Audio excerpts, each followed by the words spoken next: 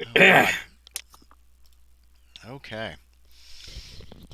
Welcome, Kyle. All Hello, right. hello. So, we're back with Down Darker Trails. When last we left our intrepid investigators, it was Saturday, March 24th, 1877, and they had just been in a terrible gunfight. Would you stop moving your lips, Yorie? Pretend to be me talking. I don't. They'd been in a terrible gunfight. Two of their hired guns are dead, killed with one bullet each. They have four corpses of smugglers, the corpse of an Indian, an unconscious Indian, and let's see, three smugglers who are prisoners, and one injured smuggler who is a prisoner who was gut shot. They have loaded up the horses and they're heading back for Saltmarsh.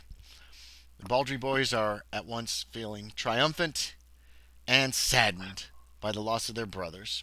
So they're Oh kind of well. going back and forth between like, yeah, I shot that guy. Oh, poor Floyd. You know, that kind of thing. Yeah. Owen Starr was going to break off from the rest of the party about a mile from Saltmarsh. But before that happens, I need spot hidden from everybody. I ain't spot Hidden some shit. spots. Fuck, I forgot to pull the dice. Damn Success. it, my actually. spot hidden still base. Success. Oh, Kyle, did you level up? No, we never did Oh, that. he did not. Go ahead and level up. Owen Starr still made his spot hidden. Let's keep that in mind. How about Hazard? Hazard lost. Oh, there's my dice. Jesus. Yes, James, we're playing a tabletop game. You should have your dice out. They were Reach where I down normally the store screen them. and strangle you. This dude's I an pulled idiot. up all He's my never played notes, which is tabletop. rare to do off the Yeah, cuff. this guy doesn't even play tabletop sim. Hell yeah, starting off right. 0-2. Okay, so Hazard and Starr made it. Kyle, do you need any help leveling up or anything? I have to fail it, Yes, you got to correct? roll above whatever your current is for those skills. And then what do I roll to up it? A D10. One D10? D10. Okay, I can just do that so I don't slow us down. Okay. So Starr and Hazard spot a large group of men riding from town in the distance. They're pretty far away. Star Duck. This is about a mile from town when you spot them, but they're heading your direction down the road. There's probably at least 10, maybe 12 men. They're all on horseback. They appear to have rifles. At this distance, All you right. can't tell who they are. All right, boys. It seems the marshal got himself a posse, not knowing what we might be doing. So, So we ambush them. no, we're gonna What So are y'all we idiots? Light them on fire. look hostile Wait, what? and just let me ride ahead and let them know what's going on. So I y'all understand just why you fools wait are allowed here. in town now. I want to shoot out and some I will windows. ride ahead. Okay, Go so back William to the mansion. Hazard shoot rides out ahead. window. Star, is there anything you want to do? Are you staying with the group? I'm staying with the group. I Okay. ain't approaching no 12 men. Okay. Well, I'm. Okay, never mind. What, Jack? You can go with him. It's up to you. Swiss Oh cheese. yeah, I'll ride up with Mr. Hazard. Okay. So the two of you ride. Oh, Hazard, you ride ahead, and then you hear a clip clop next to you. And you look back over your shoulder, and here comes Jack, easily catching up with you on Jenny May, who's this really fast horse. easily. Oh yeah, she's pretty quick. Um, you ride forward maybe tenth of a mile before you meet this other group coming. You recognize a few people in the group, including Marshall Dodd. Yep. Figured. I got some pictures for you. Let's see. You also see two other men wearing. Yes. Two other men are wearing badges. One is European, white, whatever. He's got trying to grow a mustache that isn't growing too. He's got a big white hat. He and a bow tie. He looks pretty young. He's only probably a little older than Jack. The other gentleman is a Negro wearing a nice suit. He's also got a badge on with a bowler hat. They are both armed with Winchesters. He is clean shaven and probably in his mid 20s to early 30s. You also recognize Luther Cunningham is with the group, the editor of the Saltmarsh Gazette. Um, um, Mortimer Does he Jeffrey. have a gun? Yes, he does. He has a rifle. Mortimer Nice. Jeffrey. It looks like it's a pretty old rifle. It actually is dusty. You can tell from here because you can see where Never his fingerprints have cleaned used. it. Mortimer Jeffrey is there, the owner of the Saltmarsh Saloon. Um, um, Warren Blank, who is the bartender at the Saltmarsh Saloon, with his big mustache. He's wearing a hat. He's got a big ass rifle. And then there's about a half a dozen other men you don't recognize. Obviously, men from town. Um, and Dodd does like this, and the other men, slow down, and then they wait for you, Cool. and you ride up Right to on them. up. Yep. Mr. I got it Hazard, with my hands up. nobody's aiming guns at you, Yorie. Oh, okay. They all have Marshal? rifles. A few of them have sidearms as well. Nah. Jack's kind of innocent. Hands Okay. are up. You're Well- covered in blood still. Yorie. Yes, Jack is covered Like- in blood. Most of covered. it's his Shot. own. You've been shot, Yeah. plus you had face bleed. You had eye bleed, remember? So you got blood Yeah. like Jesus, all you had over it you. All raw. over. Every time you go to this house, you come back covered in blood. In blood. It's the hates. Marshal Dodd gives Marshal? you a look, and then he looks at Hazard. Mr. Hazard, we what's going on? so He's got his gun across his. it seems we found the smuggling ring happening around here. What smuggling ring? Apparently, a Karen Owlicious. No, Aloysius Aloysius Karen. Karen. Oh, I correct him. Oh, okay, yeah. You can say it wrong, and he corrects you. Aloysius Karen Is he rich? Who cares what his name is? Sorry, go ahead. has been smuggling whiskey, Brandy. gun. A Or lot of I stuff. correct Brandy. him every time. It's- I'll just keep correcting him. No, he would No, remember that'll be this. fine too. He would Okay. you'd probably remember brandy and silk. Yeah. Those are the things you have found. Plus, they have mentioned they've smuggled other things. So keep that in mind too. I mean, it's been 2 weeks since It's, we played, so Very impressive setup. If you're interested in seeing all the many secret passages in that old abandoned mansion, I'm currently But, shot, but I'll show you everything in there. this man needs a doctor. We mhm. have a couple of prisoners with us as well. We lost a few baldries in the firefight, A which shame. I reckon y'all wouldn't mind. Oh no. Remember, they're back. I, It's just these two right now. So. I do say that though, that they Yeah, wouldn't yeah. mind. Well, Which Mr. is- Hazard, why don't you have your men come forward, and we'll all ride back into town together. So you're like Alrighty. waving them up. Yeah. I turn and try to wave people. Okay. up. The Baldries look suspicious, but then they start moving. They get going. They're telling the men, the I smugglers. implored them not to do anything with their firearms. Good, because we outnumber them 4-1. If how many And are dead? I will assist you. He's looking over his shoulder. He's trying to see how many Baldries are still alive. That kind of thing, obviously. I think it was Clarence and Floyd. So how many are left? Just the three. All right, 4-1. He looks back at the African American deputy, and he kind of gives him you see him kind of give him like a look, and the other man just kind of gets his rifle ready, obviously in case there's any trouble. Star, do you ride forward with the Baldries? You could, if you wanted to stay out of sight, you could have moved further into the trees to wait to see what happens, and they probably wouldn't have noticed you from that distance. Yeah. Yeah, I think that's what I would have You done. went into But the then once trees? he waves them up, I think I'll start riding up as well. Okay, so you're gonna go up with the Baldries or following the Baldries? How do you want it to be? I'll follow the Baldries. I'll Okay. come in last. You Hazard and Jack, you can't help but notice that during this conversation, Cunningham he's got his rifle situated on his lap, but he's pulled out a notebook again and a pencil, and he's furiously scribbling probably everything that is being said during the conversation that he can. He tucks it back away as the Baldries approach. And also, Jeffrey also rides forward towards the front of this group as well. He's one of the town councilmen. He owns the saloon. And he has a really nice rifle. It looks like a brand new Winchester 76. So it's top of the line. Nice. Yeah, he's obviously quite wealthy. As the Baldries approach, But it's no hazard. you've got your 4 prisoners on the ground walking. You've got the extra horses have your dead prisoners and unconscious ones tied down on them. You said 4? You caught 4 smugglers. Actually, one of the smugglers is probably riding because he was gut shot. He's pretty bad shape. I remember gut shot in the 2 that were in the cave. There What's the 4th one? There were 4. There were 3. Oh, 4 there in were the 4 cave? total in that cave, and one was gut shot, and the others all Okay. surrendered. I think you killed pretty much everybody else you ran into. The guys upstairs were killed. You did the math, and it all checked out that there were 10 because you had 4 dead smugglers total, including Bobby or whatever his real name is, who I think you guys brought with you as well.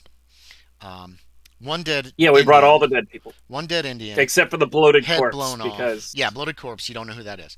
And then you had one Indian who had his nose broken by Enos Baldry with the butt of a shotgun. Enos was a boss. He's tied on to one of the horses so he doesn't fall off. And some of the prisoners are kind of guiding the horses and making sure that the bodies don't fall off. They've been I'm assuming the prisoners are in the front, and you guys have been riding kind of behind them so you can keep an easy eye on them. And they don't look like they're in any mood to run away or try anything, especially when so many guns are still in people's hands. But the Baldries approach. Enos is like, "Look what we got," and he just kind of like nods his head. The marshal kind of motions to some of the posse, and they start to surround him. You hear Jeffrey say, "So what's this art about? What did you say about smugglers?" And Dodd says, "Mortimer, I will let the town council know when I know, but I'm going to have to question these people first." And Cunningham is like, "Why, Mr. Starr?" And he kind of gives you a wave. And he kind of rides over, kind of goes around the Baldries as the posse kind of envelops you guys. Like, riders kind of come all the way around you so that they can escort you back to town. And Cunningham comes over to you, Starr, and he says, Mr. Starr, you were involved with this? Well, I'm just always trying to do what's right for the town, and they said they were going to take care of some smugglers. Oh, interesting. Well, what happened to the boy? He kind of points up at Jack.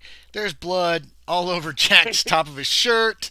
He still has caked blood on his face. I'm there's a little bit still of wearing the poncho. the bullet didn't go all the way through, so it's in you somewhere. So it hit you in front. Oh, I forgot about the poncho. Yeah. So the poncho's all over. The front of the poncho and the shoulders are covered in blood. Blood. And his Blood face, poncho. you remember, was covered in blood because remember he fell to the ground, started screaming. And he's got blisters all over the back of his hand, all over his face. Jack, you're still in a bit of pain. Yeah. Nobody appears to have noticed it. So what happened to the boy? He looks like he's the only one injured, except for the dead. Well, it was his first time doing something like this, so you could say he really earned his stripes today. I suppose. He continues to try to question you on the way back to town. What? Basically just curious about if this had anything to do with the missing Mr. Bat. Ah, yes, Jim Bat, which I didn't think Correct. was a real person for a while. That just Well- kind of confuses him a little. Such a peculiar name, don't you think? Yeah, it's an unusual name, yes. I'll pretty much give him Did all you the find information he wants other than skeletons. Okay, I'm not yeah. going to give him You skeletons. can tell him about like secret trapdoors and secret passageways and goes down to the ocean and oh right. Oh, yeah.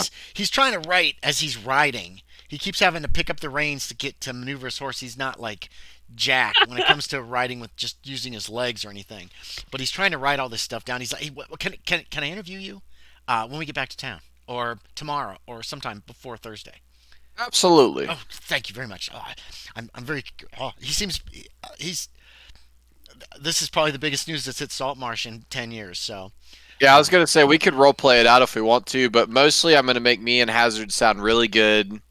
I'm going to make Jack sound like he's like a greenhorn or whatever, like he's just new to this, but he like held his own, and then the Baldries were just hired help we wish we didn't have to hire, but we Oh. did. Oh, okay. Not like anything like demeaning to them, but just more of like, I know how the whole Baldry situation is It was going to play amazing. out, and we need to make it seem like we had no other choice than Oh yeah. to use Okay. them. Yeah. No, I get you. Yeah. Well, he'll be talking to you later this week. We don't have to play that out. You return to town. The prisoners are thrown in jail. The marshal wants to talk to everybody. The posse disperses. A few of them stick around. The sheriff wants to talk to the Baldries as well. Oh boy. The marshal wants to talk to the Baldries as well. But he's gonna it'll probably be dinner time before he's done interviewing everybody to find out exactly what happened. He is not. Jack, you're sent to Doc Davis. Doctor.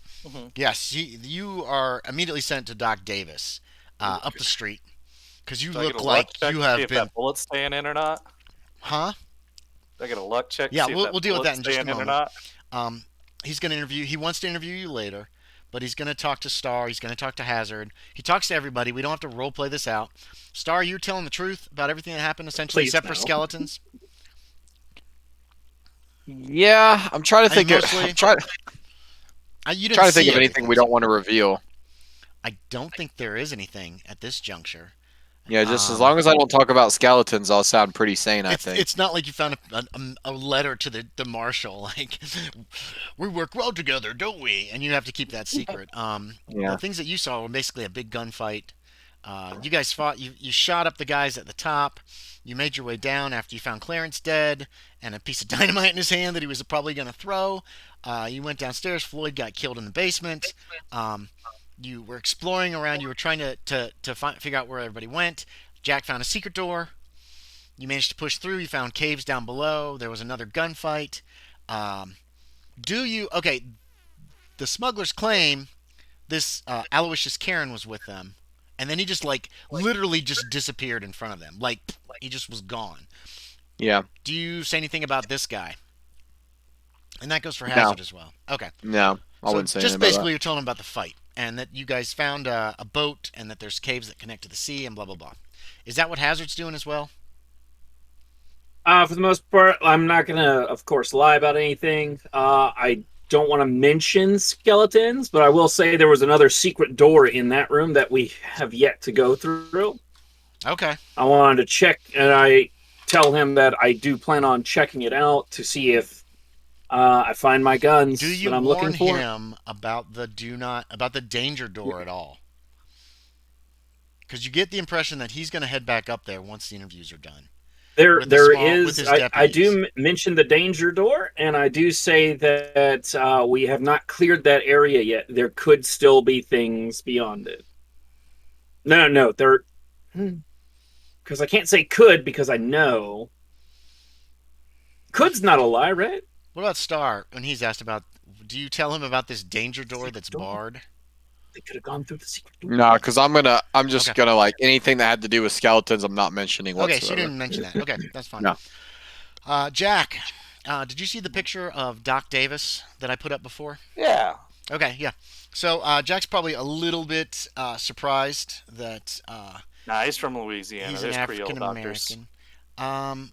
Yeah, I guess there's not many. There are not many African American doctors in this time period at all. There's a few by this time, but they're pretty few and far between. Yeah, give me a luck check. Let's see if he's gonna have to try to take the bullet out. If you make it, then he doesn't have to remove the bullet. It'll be fine. Regular success. You made a success. He does not have to cut you open.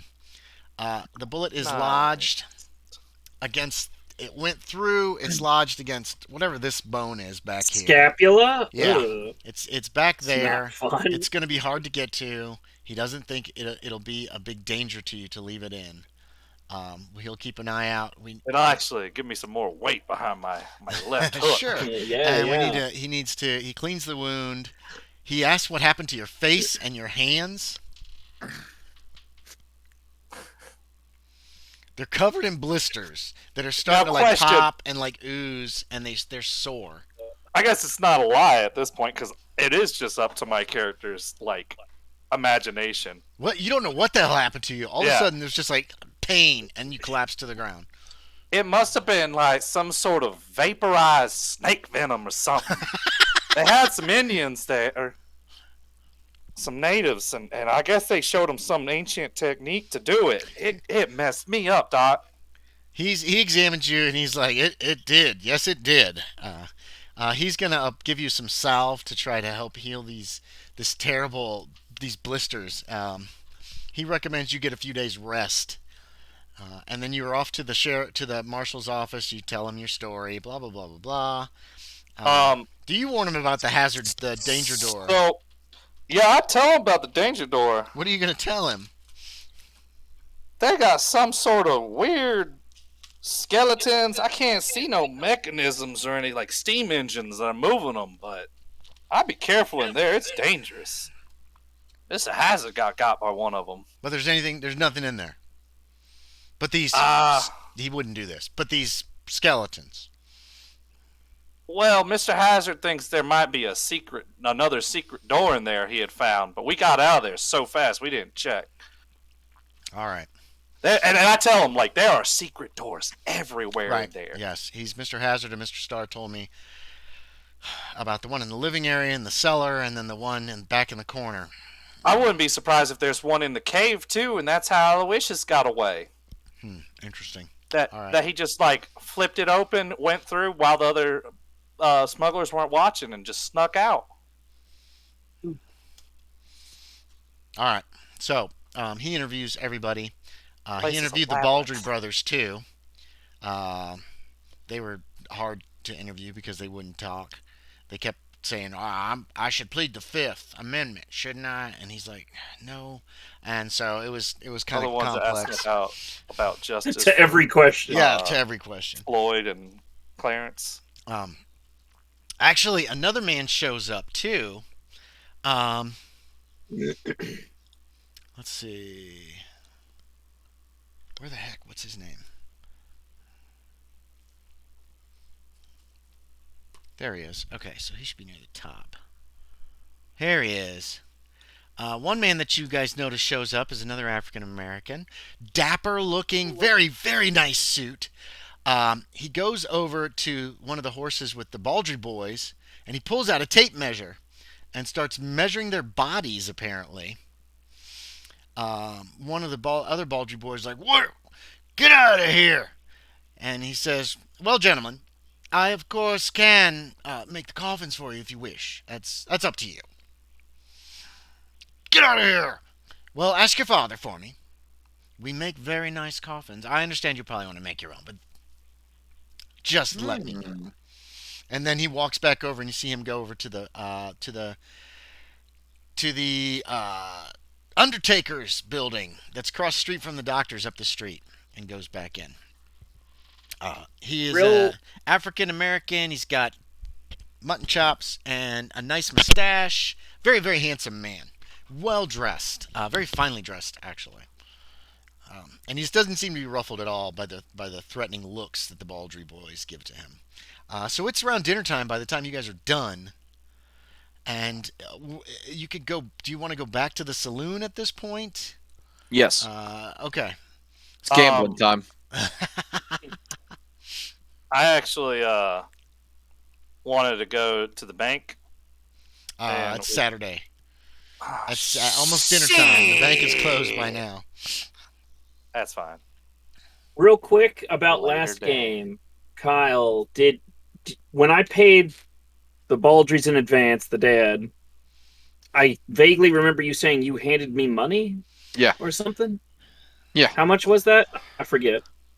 I don't know. I've already subtracted it. I think you said $500 that you gave him at the beginning of the game. I gave the Baldrys the $500 that he gave me at the beginning, but then he handed me like $250 afterwards or something like that. That sounds right. I would have paid for half at least. Yeah. I think so. So you have another $250. Yeah. So I'm just trying to mark correctly what's on me. Are you going to give the Baldry boys any more money? Yes. Okay, how much? $250. So there's the 4 living, so that's 80. And then I'll give them 50 per dead body of their family. Oh, so $180. Yeah, 180. Okay. They count it. They look at you suspiciously. They count the bodies. They try to do math. Then they just nod.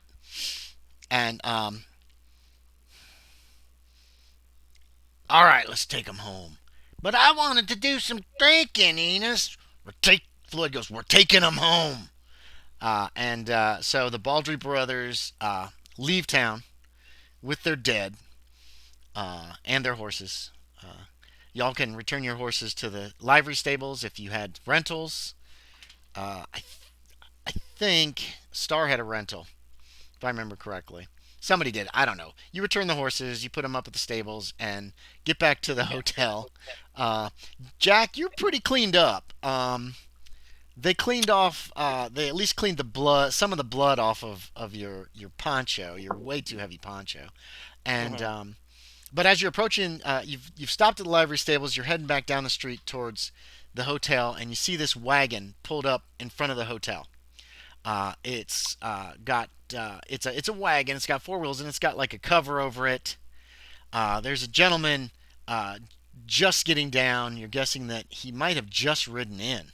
Actually, his there's a lot. Oh, it's still pouring rain too. By the way, don't forget it has been just pouring rain this evening. I'm gonna call out as he's getting off. Mm-hmm. Watch out for potholes.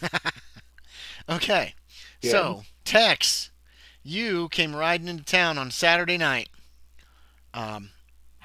It's Saltmarsh. It's where you think you want to be, for reasons of your own. Why don't you describe your character to us? I think I have a picture too I can throw in here. Oh, Andy, I gave him a solid 200. I forgot the 2 Indians they killed. That's fine. No, you gave him 180. You forgot the 2 Indians. Oh, gotcha. They didn't count. The Baldrys don't know They're the not difference. people. Yeah, pretty much.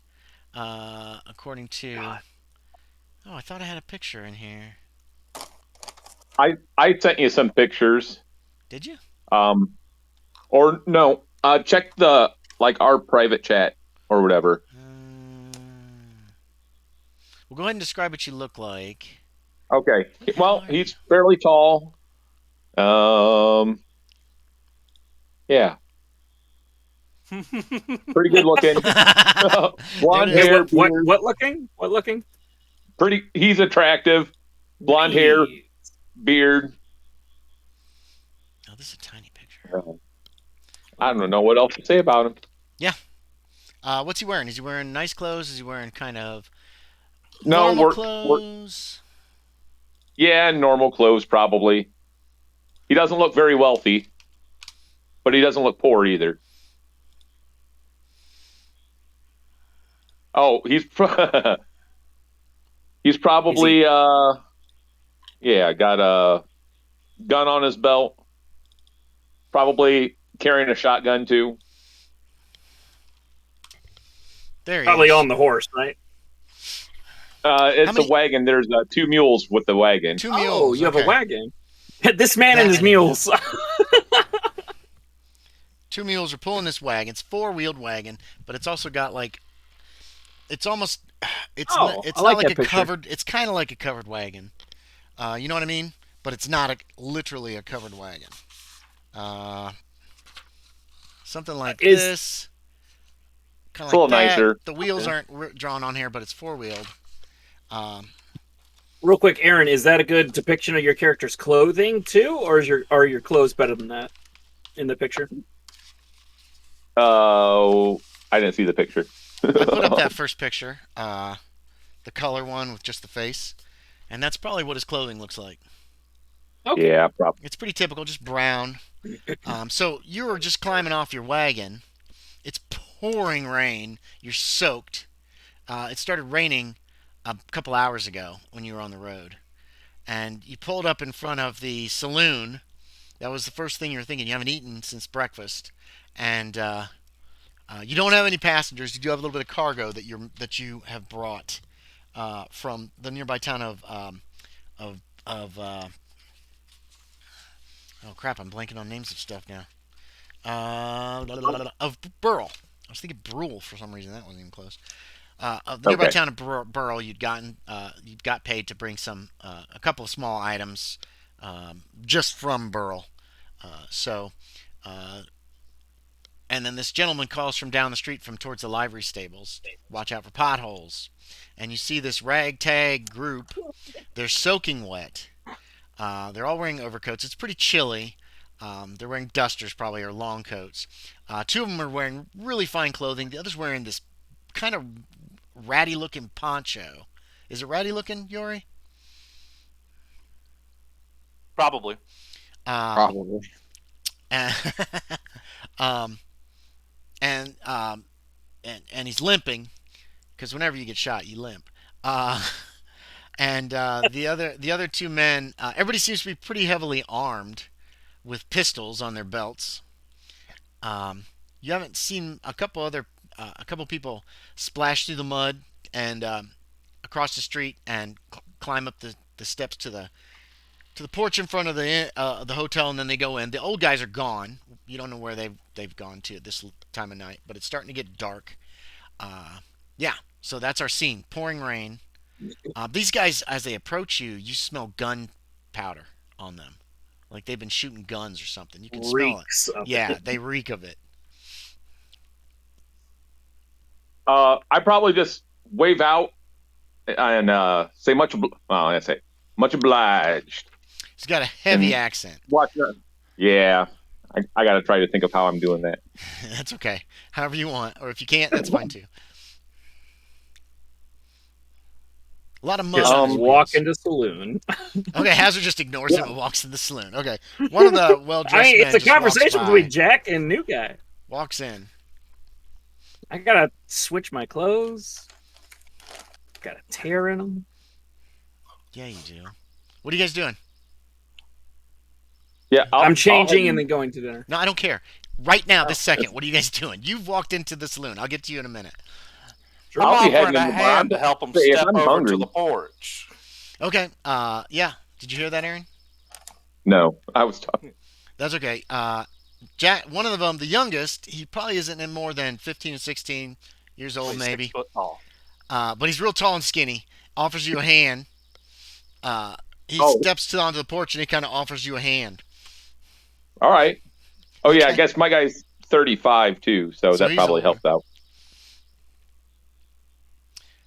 You guys get onto the porch. What's Star doing? Is he going in? What's he doing? Is he talking to this I'm fella? gambling. Oh, I'm he going just straight walked. to the He goes table. straight into. Okay, so it's just Jack and this feller. Young man comes out. He goes, "Do you got any luggage, sir? Are you staying the No, night?" just what? Yeah, bed would be nice. Okay, you don't have luggage? No, just what's with me.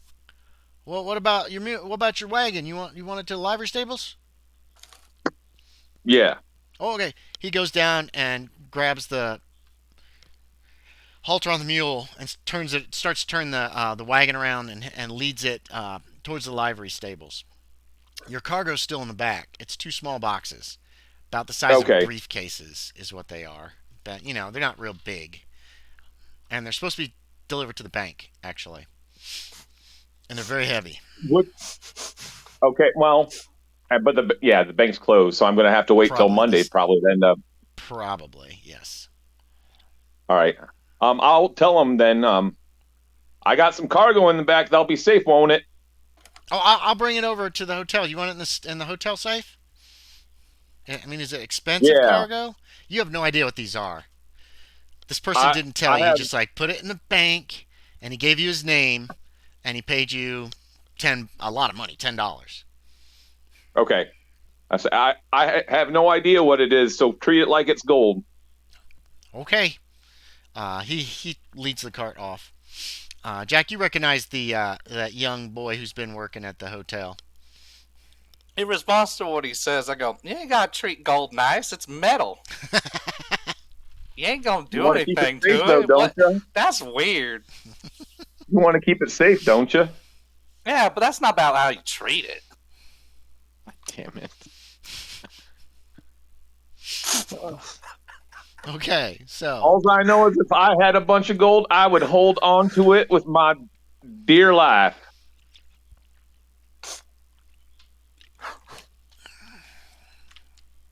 What brings you to Saltmarsh?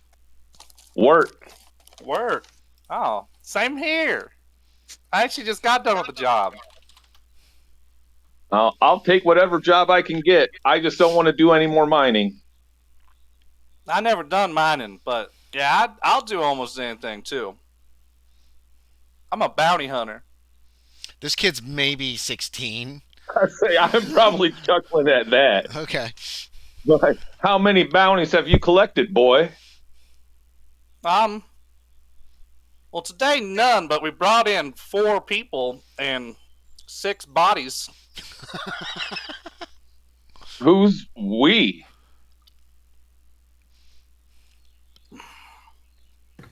Me, Hazard, Mister.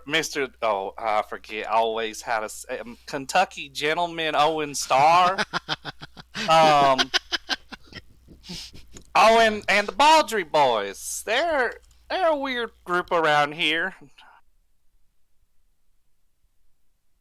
Good. Well, I'm heading in here for a meal and a drink. Oh, it's gonna be pretty lively in there tonight, I think. Well, I guess let's I'll head on in too. get in out of the rain then. You guys could have been standing on the sidewalk as like a porch, so you were out of the rain. Oh, But yeah, true, you can go but in. Yeah, it is pretty Cold, light. Just windy. hope they weren't. It's not super cold. It's late March. It is the Pacific Northwest. There is a wind, so yeah, it kind of bites into you. It is. Yes, Can Yorie?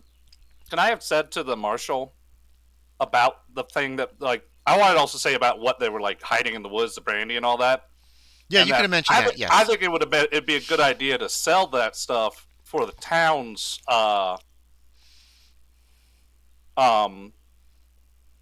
like for keeping the roads good and stuff, keeping that. Well, the marshal would have told you that that's not his decision. If it's Ah, contraband, it's got to be returned or something done with it. But they might not be able to find whoever owns it. Um, he says the council will have to figure it out or something. We'll figure it out. Yeah, there's a lot of people. Saturday night's the night that you go. People mostly don't work on Sundays. That's the only day off they have. So Saturday night, this is the most people you've seen in this saloon. And there's quite a few of them. Oh, Ooh, shoot. Gambling. You know what? Actually, Aaron, you did have some passengers. Okay. I'm going to say. The back was pretty full. You kept since your cargo was so small, you just put it with you right at your feet. Because this person All right. seemed pretty adamant for you to protect it. But you had how many do you think that wagon can hold? 6 or 4? I think it would figure be 6. I mean, the Okay. graph paper I wrote it on, it should be, let's see, 1, 2. I mean, it's a long wagon. It's a 4-wheeled wagon, right? Right, but in the back is about 5.5 feet. 5.5 feet. That'd be So 4 in the back comfortably. 6 if they cram in. These guys wanted to cram in. They're dirty. They're nasty. Dirty hands.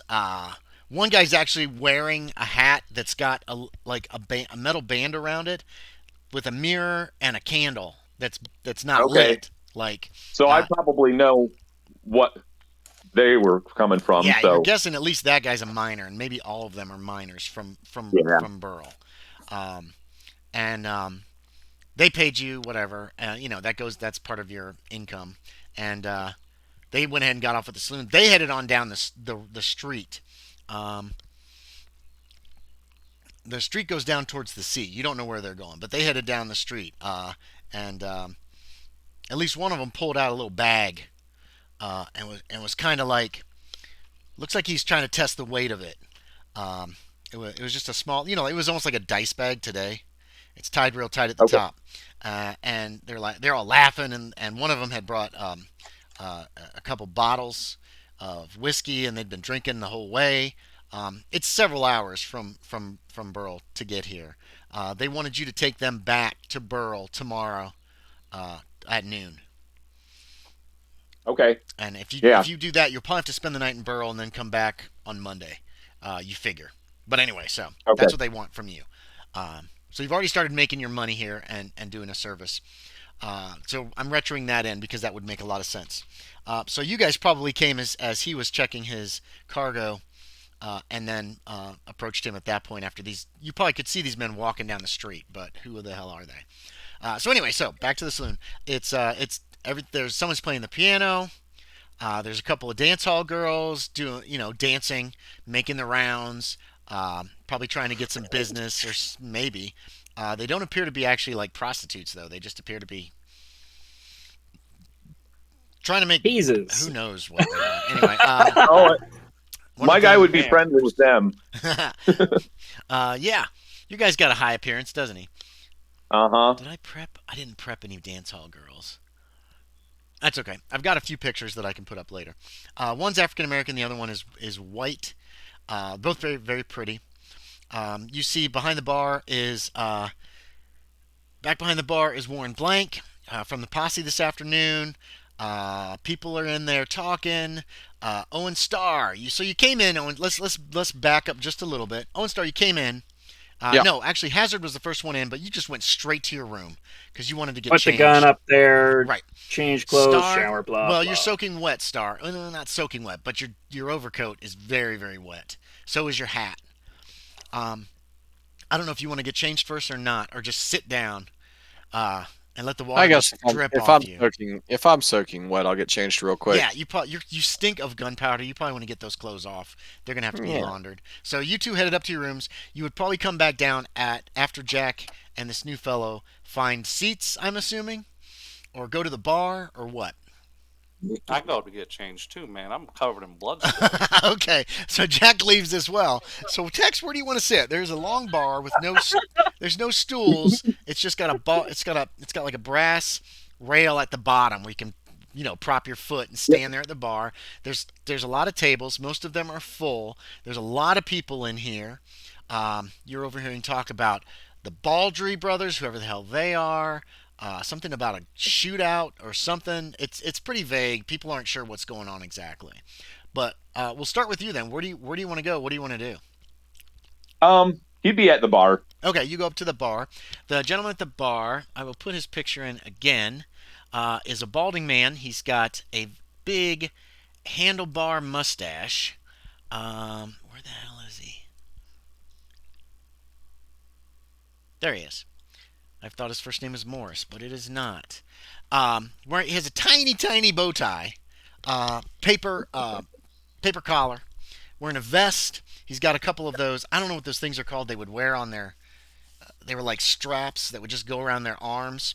Like their biceps. Yeah, Yeah, I know what you're There's a talking. term for that, I'm sure, but probably a Yeah. garter of some kind. But he gets you your. Ask what you want to eat, and drink. It looks pretty harried. Yeah, whatever they got to eat, and then Sure, yeah, they A got some whiskey. stew. And what? a whiskey. Oh yeah, okay. Get you a small glass, fills it up, leaves, comes back with a pot with a bowl of stew and a spoon, and then he's off. He's obviously very busy. Somebody nudges you in the back, and you turn to find the boy who actually took your wagon. Okay. He's trying to carry these heavy boxes. He's obviously having a hard time of it. There he is, blonde kid, probably 15, 16 years old, wearing a nice suit. It's not great. It's kind of average. And he's like, where do you want these, sir? Sir. I'll grab one of them, and it's like, Oh, thank you. Do you need a room? well, Has- yeah, I need a room. Oh, okay. He puts the other one Just on for the the bar, night. and he goes and gets you a key. I could take these up if you want. Well, and He's a I'll pain need to look see in my his room. face. So I'll head up with Well, you. you got food here. It'll get cold. All right. Well, I'll get 'em. if that's what he wants Turn to down do. service. Yeah, he's heading Um, up with the key. He's back in 5 minutes. He's got your key for you. He tells you what room number it is. Basically, Okay. there's stairwells on either side with wings, and that's where the rooms are. And it appears that most of them are upstairs, as far as like at least yours is. That's where he went. He went up the stairs, and he tells you what Can room I number it like is. tip him? Yeah. How much do you want to tip him? Like a Um, nickel's a lot, to be quite honest, in this time period. I was thinking like a dime or Yeah, a something. dime. Oh, thank you, sir. And he pockets it. He's very happy to get it, and then he's off. He looks over to one side of the bar. He's like, "Up," and then he goes out. And he comes back with a mop and a bucket. There's somebody passed out over there, just like quietly In their puking own on the filth? floor. Yeah, and he's going over there to clean it up. You recognize Jack. Actually, let's see. Hazard, you would come down first. You were the I'd first one check in. on David. David almost shoot you when you come in the door. Holy fuck. Don't bring any skeletons in here, sir. Please don't bring your skeleton in. Please don't bring that skeleton in here, sir. David, I'm barely at. calm down. I know I've got one, and I don't like it. So please, just leave the skeleton outside. There's no skeletons. You've got David. one inside you. It's okay. It's covered in meat. Okay. You have any social skills like persuade or? Oh yeah. Yeah. Give me a Oh, persuade yeah. check. Yeah. Give me a persuade check. 69 out of 70. Okay, that's a success. You calm him down, so you're able to change clothes. Success. Yeah, you're able to change into a fresh suit. I'll take care of that other one. As soon as your skeleton's thank you. out. He's not pointing the gun at you, but he looks like he wants to point it at you. You know what I mean? He's Get obviously- some more rest, David. That's the only Have noise you he eaten? makes. I'll bring something up for you. Okay, just leave your skeleton outside. I'll knock on the door and you can open and grab it. Oh, that's a great idea. That's a great idea. Okay, and you head out. Yeah. So you're not slowed down any by that. You know what I mean? Like, Yeah, if you yeah. failed to check, then it would take you a long time to convince him. You have to change your clothes, and it's going to take it's a bunch of fucking bullshit. Because he's still obviously having a hard time dealing with this right now. Shaking up. So, Star, you go to your room. You change rather quickly as well. Did you get injured at all? Yeah, you No. got. Oh, yeah, the scratch Yeah, you get thing. scratched. Yeah, you got scratched. I don't. Did you want to see the doctor earlier? Mm-mm. Okay, so you change into a new suit. This hurts, but it's scabbed up pretty good already. And you can head on downstairs. You probably find Hazard, or you're probably coming down around the same time as Hazard is. Yeah. Jack, you go to your room I bust in the door, shouting, like crazy. "Smash it out there, shot!" And I do a spin, and I fall to the ground. You fall to the ground. Oh, fuck. Okay. Because I still got kind of like blood on my poncho, Sebastian. right? Oh, yeah. Let's see how Sebastian reacts to this. Let's give him a little sanity check. Oh my god. Fucking trolling. No, Jack's 16 and he's an idiot. 16 idiot. God damn it.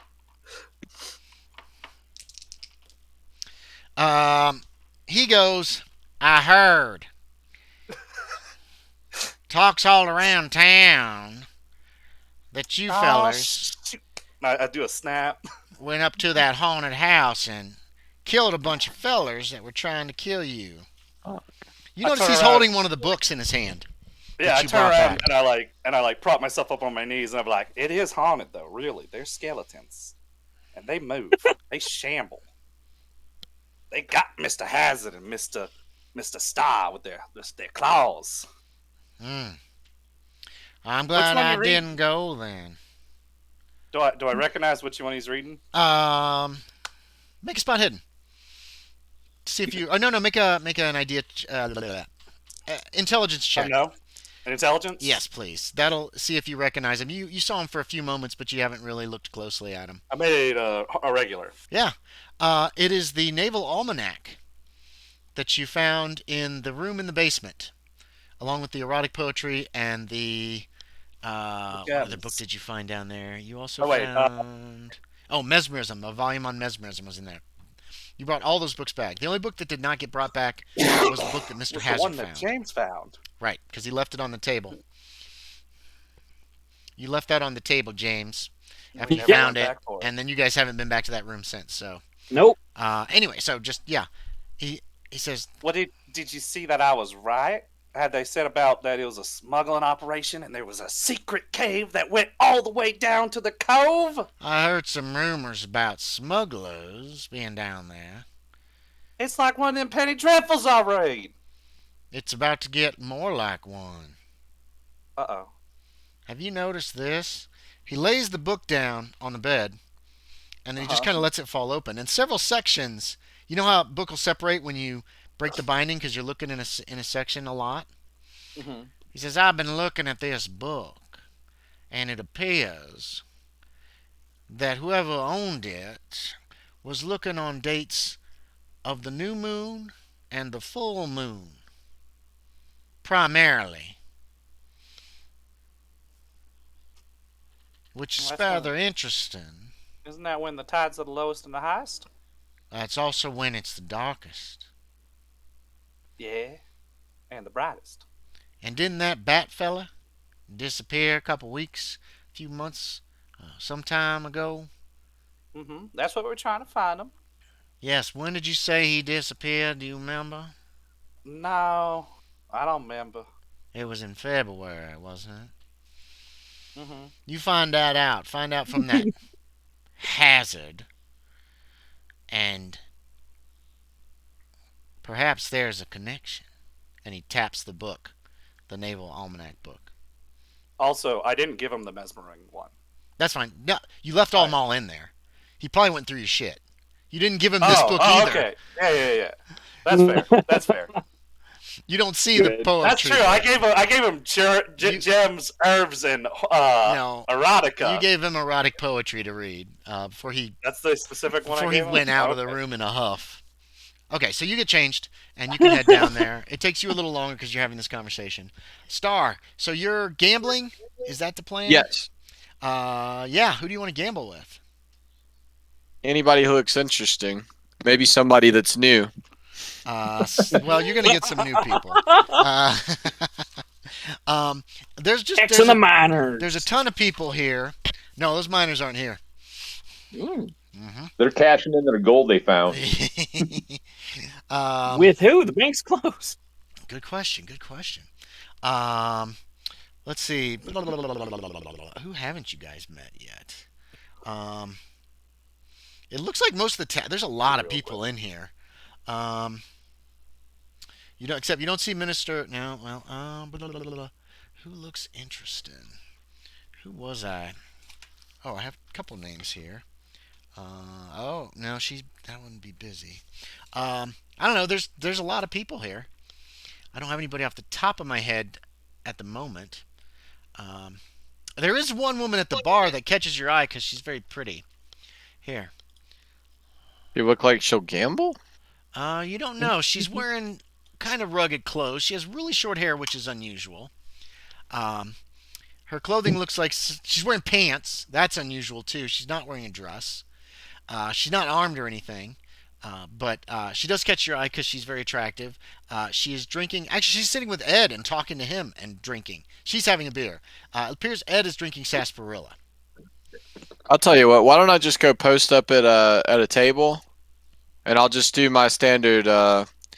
Whoever wants to play cards against me, I'll spot you $5, and I'm holding up a couple of bills. Oh, that gets a lot of people's attentions. Oh. Well, shoot. You already played with him. That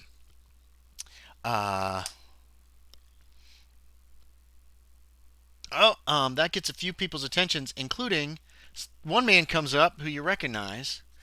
Oh, boy. Older gentleman in a very, very nice coat with a big mustache.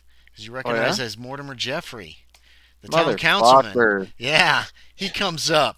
This dude is all over my dick. And he sits down.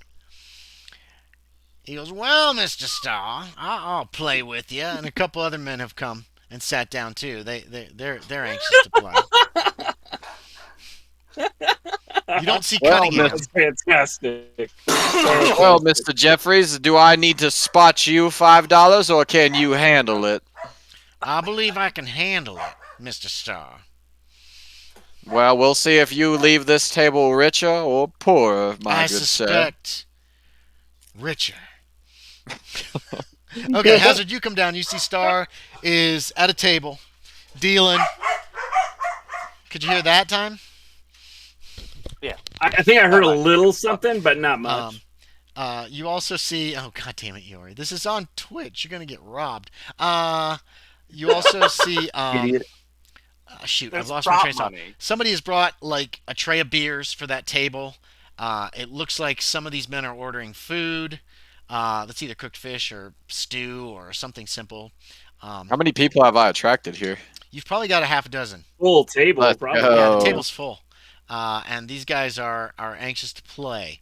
Aaron, you've How many noticed people this. am I giving money to? That's the It's a next good question. 5 of them. Aaron, you noticed this too. I'm sorry, Tex, you noticed this too. This gentleman in the fine suit who you saw earlier has offered $5 to anybody who wants to play. And then he's pretty confident, obviously, that he's going to win his money back. Yeah, that's fine. He can win his money back. My guy's not interested in playing. That's but fine. That's okay. Just letting you know what's going on. Hazard, you come Yep, down but and go He ahead. probably will be watching that table a bit though too. Okay, yeah. You're having some whiskey's pretty good. The stew is fine. Hazard, you come in. You see this. Star's got a table of his own. You see this woman with short hair at the bar talking to this apparently Indian, wearing denim mostly, as opposed to like you expect all Indians out here. You were a greenhorn too, weren't you? You were expecting all Indians out here to be wearing doe skin and moccasins, and he's wearing jeans and Racist. denim jacket and boots. So that's Might kind of want like, to talk with them. that's unusual. The two of you, also actually, all three of you also hear about. Yo, did you hear Abe McClellan's back? Yeah, Abe's back. Hey, but nobody knows what happened to Lou. Lou didn't come with him. He said Lou wasn't with him. That kind of talk is going around the bar as well. Jack, you changed. Yeah. No longer wearing the big poncho. That's just a black poncho. Right. Are you going down armed? Oh, did Star go down armed? Did he carry a pistol down? I always have that really tiny one, if you remember. Where is Jack's it? a bounty hunter. Is it like He's in your going up the hidden in your arm. jacket or on your Oh belt? yeah, that one's always on me. Okay. Are you wearing Oh, your gun Derringer, belt? nice. I don't think it's a Derringer. Am I I, think it's am I wearing my what? your gun belt. Didn't you have a gun belt too? I don't think I am, but you asking me has me worried. But I'm No, not. it shouldn't. But I'm not. asking if you would. I mean, to Nah, I socialize. don't. Okay. Hazard, are you wearing a gun belt?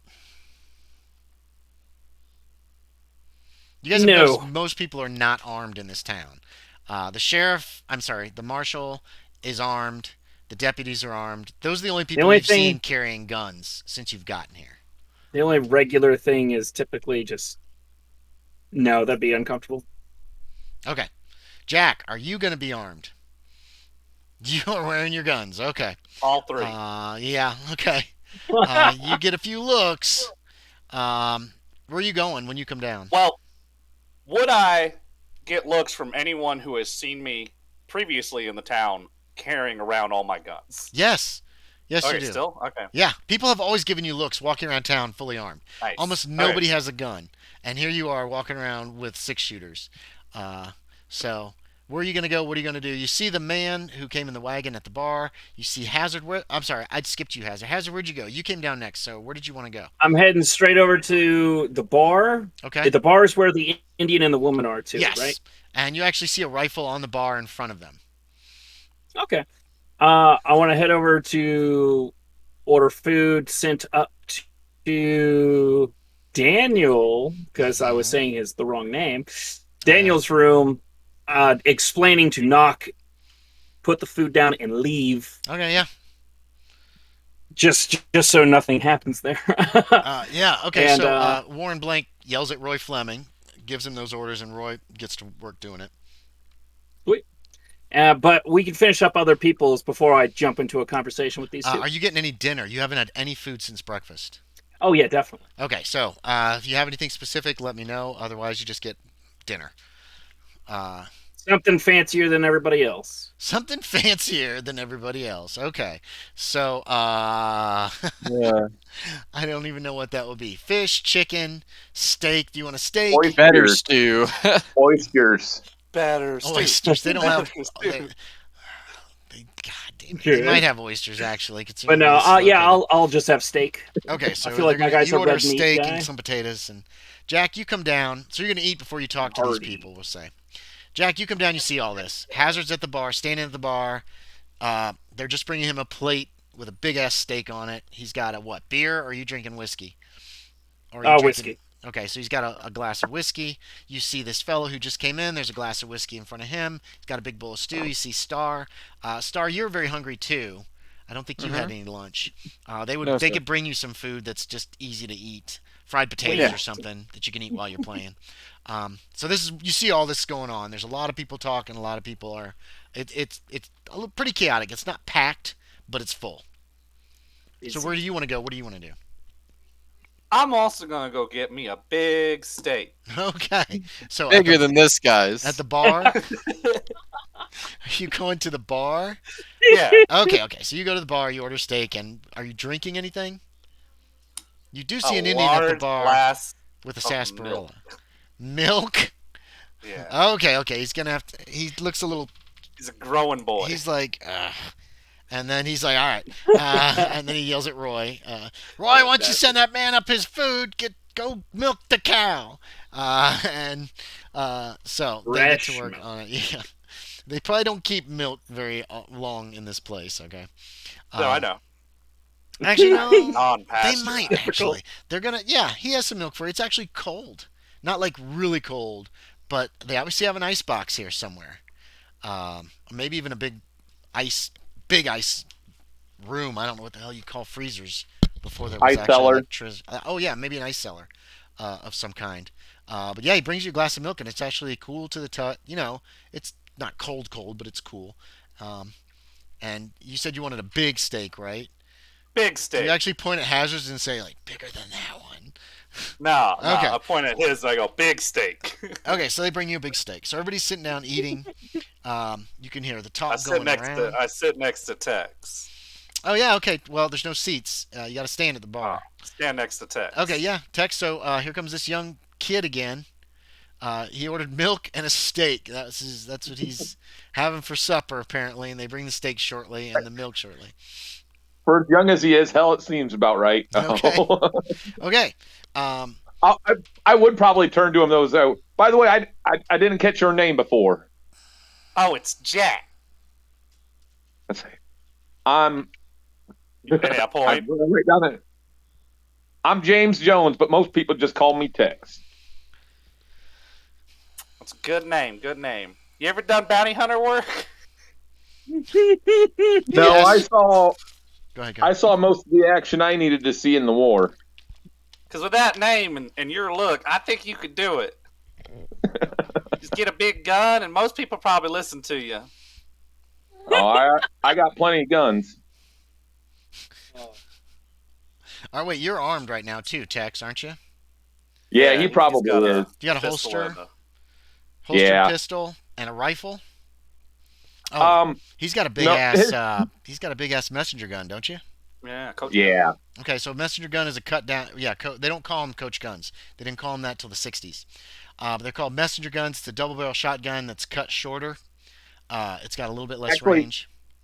He'd probably keep that under his long coat or pea coat or whatever it is. You probably would put it on the bar at this point. I mean, literally, Okay, you came in, you asked for food.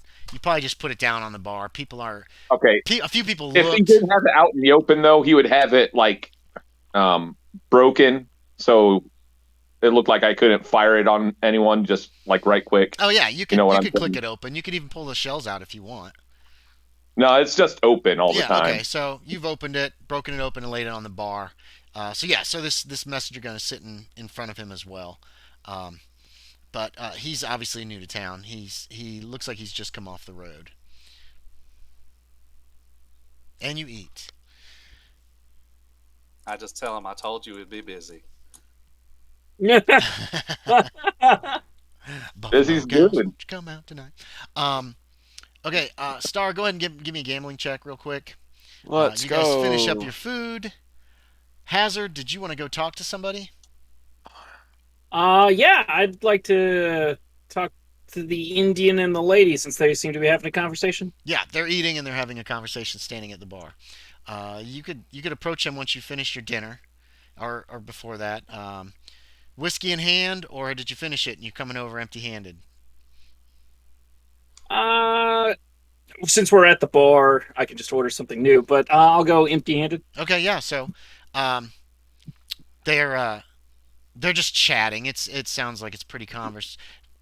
It's just a calm conversation. Um, he seems to be filling her in on stuff. Yeah, and then there's this. I got to get his voice in my head again. So this new man came. His name is Owen Starr. He's gonna run for mayor. So that should be fun. And she just shakes her head. She says, "Wait, I thought we just voted.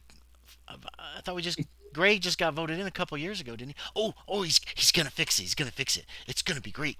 It's gonna be a lot of fun. Well, except for the violence. The violence is never that much fun, but it's always very exciting." And she just kind of shakes her head like she's and picks at her food and eats a little bit. This is what you overhear as you approach them. Yeah, and I was trying to come up with something to say. Just pardon my intrusion. They both Wait look at for you. people to look at me. Yeah. Yeah, they both look at you. Shoot. William Hazard. Oh, oh, Hazard Mr. on. Hazard, you came in on the stagecoach on Wednesday, didn't you? And you have a really nice suit. I heard that you tip really well. That's what I've heard. Well, I do. I tip well for good work. Oh, well, Still, just I do all kinds of work around here for everybody. She's still just kind of eating. and what kind of work do you do? Oh, sir? just whatever needs to be done. I sometimes I work in the general store. Sometimes I work for Mortimer. Sometimes I want to be a writer. See, and so I'm always putting stuff up here. Gonna write Do novels. you know anything like Jack about I don't know if the he's around. La Push? The push. Oh, that's where the Quilute. That's where most of us are up there. Yeah. Oh, so you stay up there. Oh no. You stay around town? Oh yeah, we have a little village up in the copse north of town. That's where I stay. Sometimes I've spent a couple of nights in attics when it gets really cold. Sometimes, but I have my book and I have my papers and my pencil at the encampment. Never Hey, ever heard of the you name. were part of those fellows that did all that shooting up at the haunted house. I was part of that. Whoa, that's a And bad place, I hear. I ran into some people of your persuasion that looked My persuasion? little strange. Persuasion. Of your ilk. Your kind? They were Indians. Oh, why did you just There say we so? go. They were Quilute? I couldn't say for sure, but Oh. their faces were something different. Have you run into any natives around this here area that have deformities? Well, I don't think so. Not that I know of. Ever heard of a man named Owlicious Aloysius?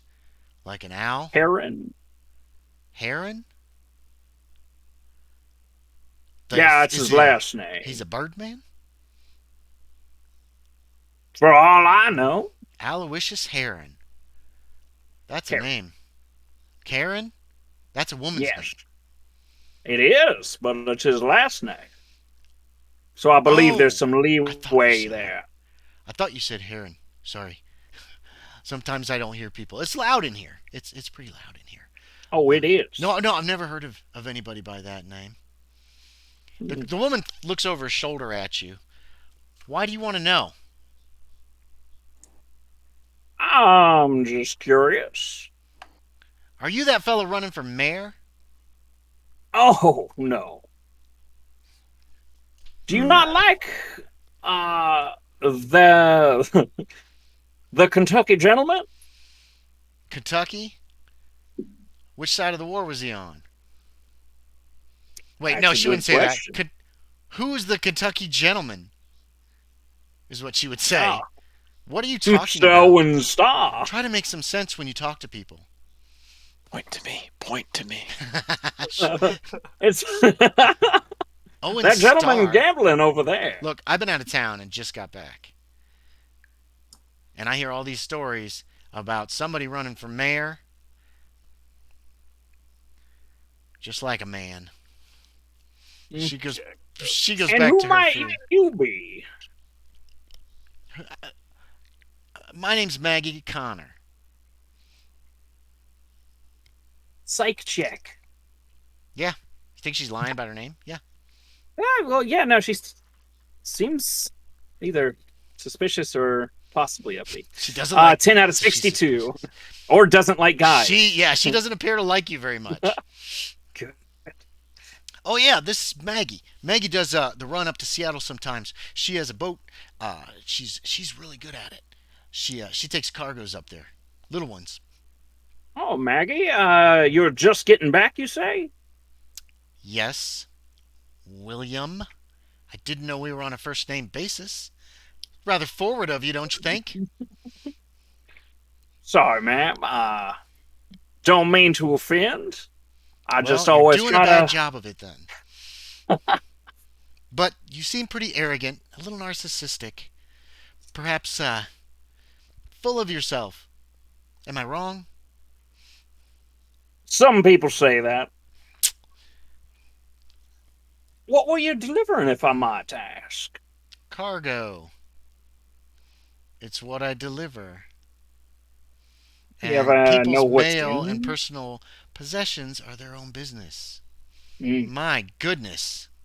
Oh, you can't mind Maggie. She's when she's had a trip like this, she wants to settle down and eat.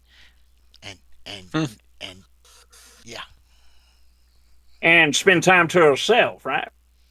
Well, we're talking. Yes, we were having a nice conversation, and I was getting caught up until you so rudely Oh. interrupted us. Well, by all Mr. means, y'all. Hazard, finish. is that a real name? It doesn't even sound like a real name. You have a good one. Get psych Just check, tip the James. hat. Oh, nice to meet you, Mr. Hazard. It was good meeting you, too. Did he say his name? I do not remember. Do you remember a I name would for have him? forgotten. I would You have forgot. forgotten. He's an probably. Indian. Who cares? He didn't have any information I needed. I mean, casual racism is not unexpected in this time period from white people. Oh yeah, no. They're So terrible. You don't have to be casually racist, but if you are, I mean, I'd say probably just. It's more of a. Poor They're not people. useful to Fuck me. poor people. Yeah, it might be more classist than Okay. anything for my yeah, character. yeah, I could see that. Jack, you and actually Tex could have overheard most of this conversation and caught the gist of it at least. After I chew a particularly fatty part of the steak, Oh, that fat's I got so much speak up. flavor. and I go, "Did I hear someone wants to know what happened in the Mansion of Madness?" Oh my god. Are you directing this towards Ed and Yeah. Connor? Connor goes back to her meal. Ed's like, "Oh, were you there?" Was I there? Okay, so you start telling this story. Yep. I'm telling him like what happened. Telling him skeletons. I'm giving him crazy details about the secret doors. Telling him the bravery of the Baldry brothers. That's when Maggie That's something stops you. that's never been said before. Yeah. Maggie leans over and she says, "Did you use the word bravery and baldry in the same sentence?" Well, bravery is a brother of stupidity. He's a stupid brother of stupidity. She goes back to her food. Owen Starr, did you make a gambling check?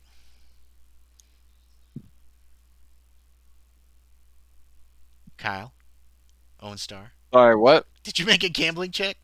Oh yeah, I did. I was wondering when we were getting Yeah, back sorry. to that. I got involved with the conversation.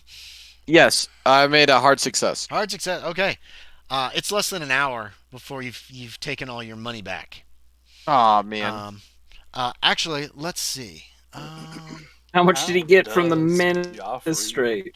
do? You made a Something. hard success. I did not do well for Mortimer Jeffrey. Mortimer. So yeah, roll me a 10-sided die, Kyle. Oh, that's rough. Inside a die. Yeah. 4. So you've won $4 from Mortimer Jeffrey. Hell You've won yeah. your money back from the other 5 men. Can I give like everybody that played $1 just Yeah. for playing? Did Yeah. you give Jeffrey $1? Fuck no. So you snub him. You. Yeah. So, Thanks for the game, I don't You know, boy. purposefully. more to give him a Thanks for the dollar. game, Jeffrey. boys, and you give everybody a Yeah, dollar. I'd like to like start like doing it like around the table, and then as And soon as it gets to Jeffrey, just like have $1 in my hand, look at him, then give it to the person to the neck, like right beside him. Excellent. So, Mr. Starr, what are your intentions here? That's Jeffrey. The others start to get up and go. They've had some fun. They can't really afford your. You play pretty high. I'm guessing you're like quarter ante shit, and that's pretty high Yeah. stakes for most of the people in this town. But they had a They're good time, right? Playing Wheat Penny Annie. Yeah, Half penny. you think they had a pretty good time, and they weren't spending their Yeah. own money, so they weren't losing Yeah. anything. Plus, I got Um, $1. Now I can go drink some more.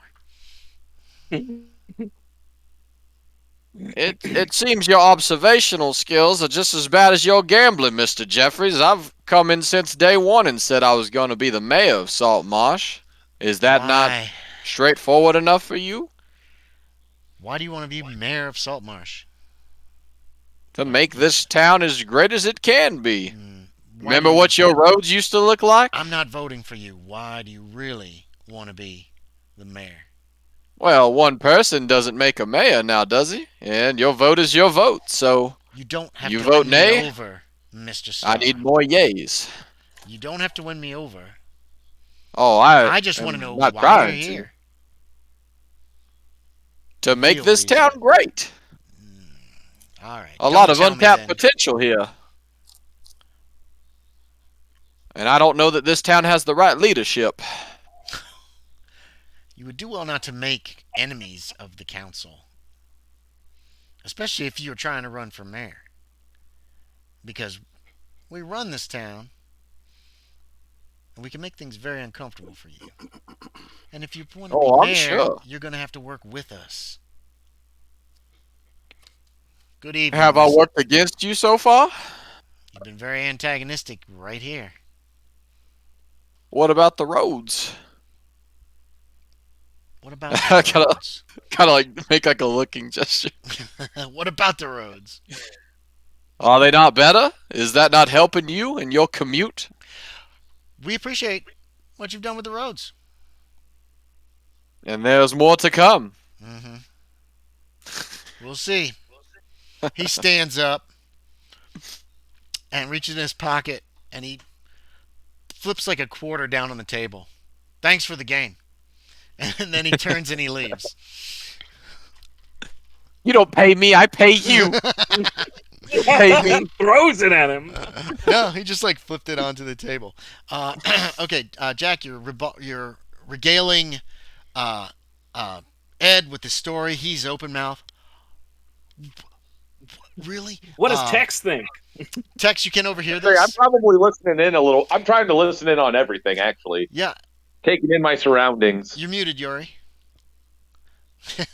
I do suggest the name of Jack Justice and the Mansion of Madness. Do you tell about the skeletons? Yeah. Okay, Ed is just what? And you see, you can't help but you're on the opposite side of Ed from Maggie, right? But you can't see, you can't help but see this happens from her. Uh-huh. Eyes are rolling. She finally, as you're finishing the story about riding back You haven't gotten to the posse, yet, which is exciting Well, too. well, and I do tell the truth that Jack does not save the day in the story. That's the twist. Right, Because that's fine. he goes down trying to save Hazard, who was getting shot at, and then Owen Starr, or Owen Starr and Hazard are the ones who finish the fight.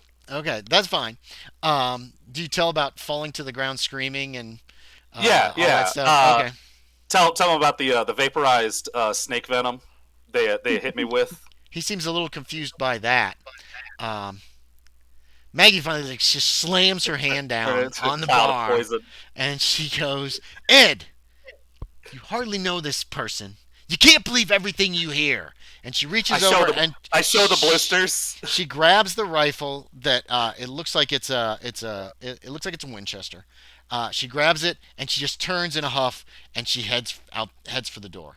Obviously, not believing your story about skeletons and this snake poison, whatever you were trying to talk about, Yep. and all this other stuff. Vaporized She snake almost poison. runs into Marshall Dodd coming back in. He looks around and then he beelines towards the bar towards you. Hazard, what did you do after you left Maggie and Ed?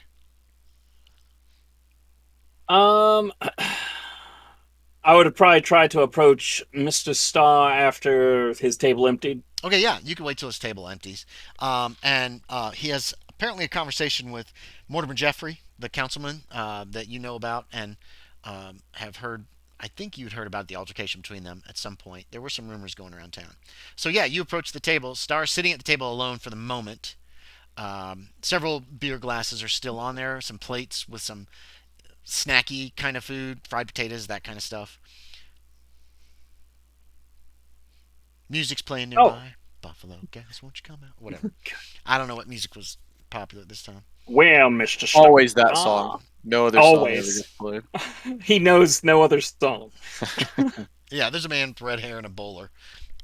Good. He looks like he's having a blast. He knows that and chopsticks. That's it. Anyway, so go ahead. You can have this little scene. Well, Mr. Starr, seems there's a couple other clues if you're interested in ridding the streets of illegal or ill-gotten firearms.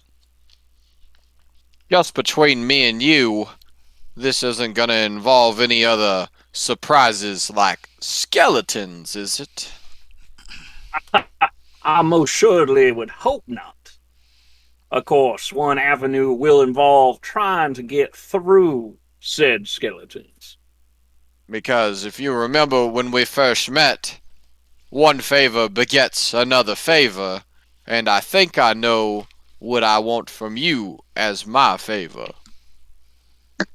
And what, pray tell, might that be? Well, for my quest to be mayor, I do think there are some people standing in my way that we will have to see if we can change. Persuade? Maybe more than persuasion. Well, We'll have Mr. to see. Starr, But go ahead and tell me more of these clues. I need to think about what my next step with this councilman will be before we at come what up with my plan. point would Maggie storm off? You're Would breaking she up, still be in James. the... At what point would Maggie storm off? Is she still, like, in the bar at the moment? No. During this conversation? Okay. Well, Uh, shit. I don't know. he's doing a long story. He was doing a long story. No, she hasn't stormed off yet. You can point her out if you want. As you can see, the young lady... I just gesture with my head Mhm. at the bar. I'm in the black suit, by the way. Okay. Fashion. She... First off, I don't think she likes men very much. Maybe not ones that come off strongly as myself. But Interesting. off of that, she is a cargo transporter. And if what she says is the truth, that she does not look in her crates. She could be moving things as well. But we also have. Oh wait, I didn't hear that.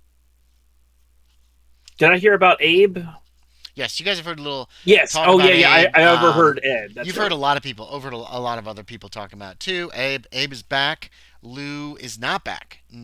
Shady But you're not fisherman. getting a whole lot of information just from like hearing that. I'll have to question this Abe because I had a suspicion him and his friend might have left with some goods. Oh wait, no quotes. With some goods, possibly my own, and were spending all their possibly ill-gotten gains at the place that you mentioned. It's been too long. Oh, Seaton. Seaton. Seaton And is what rumors says where Abe went. and That's- Lou has not returned, so that could be another clue. What are you proposing, sir? I can question Abe myself, but I have used up any rapport I've had with Miss Connors over there. She does Okay. not like if you use her first name, it seems. She stands up. This is where she stands up, grabs her gun, and storms out. Oh God, she heard him. She's coming. Bang, bang, bang. Maybe you could think that if you want. She isn't like grab her gun. She's like grab it Yeah. like this, Yeah. right just above the trigger mechanism. She didn't seem walks too up. happy to hear your name either, though, so we may need other means to find information from her. Maybe Jack could talk to her. Looks like Jack was talking to her right before she stormed out. Keep that in mind. Could I have, Everybody seems could I to have love followed her Jack. out? I'm the only one that can't seem to stand him around here. Maggie stormed out. He was talking to her. You did notice that. Can I follow her Or out? maybe me and this Oh. fine lady do have a little bit more in common. I could speak to her if you want. What do you want me to try to get? Could I It'd follow be her out? hard. Yeah, you can, Aaron. We'll do that and just All deal right. with that in just a minute. I just wanted to make sure Okay, you heard me. Yeah, I didn't. Am I but pointing at Aaron right now, or I'm assuming you're is not just, Zach like- pointing at Aaron? walking straight after Don't worry her. about You it. give her a minute and then you head out. Is what I'm assuming, Aaron. Or not a minute, but you give her like 30 seconds. What was that? I did kind of want to catch her as she got out the door. Okay, yeah, you could go pretty quick after her. So you see this this fella that you saw with the wagon in the street also leave about the same time. Yorie, was your story done? Pretty much, yeah. Yeah. Okay. Good. So it And wasn't that's- that rude. The story of Jack Justice at the Mansion of Madness. And that's when this wagon driver stands up and walks and heads out. God bless. Man, he's Now, you gotta scaring write a book everybody for me, from right? that table. Say again. I'll pay. Say that again, Yorie. And you're gonna write a book for me, right? Because I'll pay you. Oh, you're talking to Ed. That's right. You might not even have noticed that the teamster left, because you were mainly Nope. talking to Ed. Didn't even notice. Okay, so are you two done with your role playing, and then we'll jump to Yorie here. I believe so.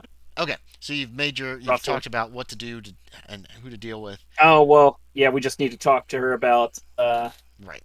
if she's gotten anything recently. That sounds good. I could write Whatever- that. I think I could write Whatever that. you think reasonable for a rough draft. Oh, do you think that would sell?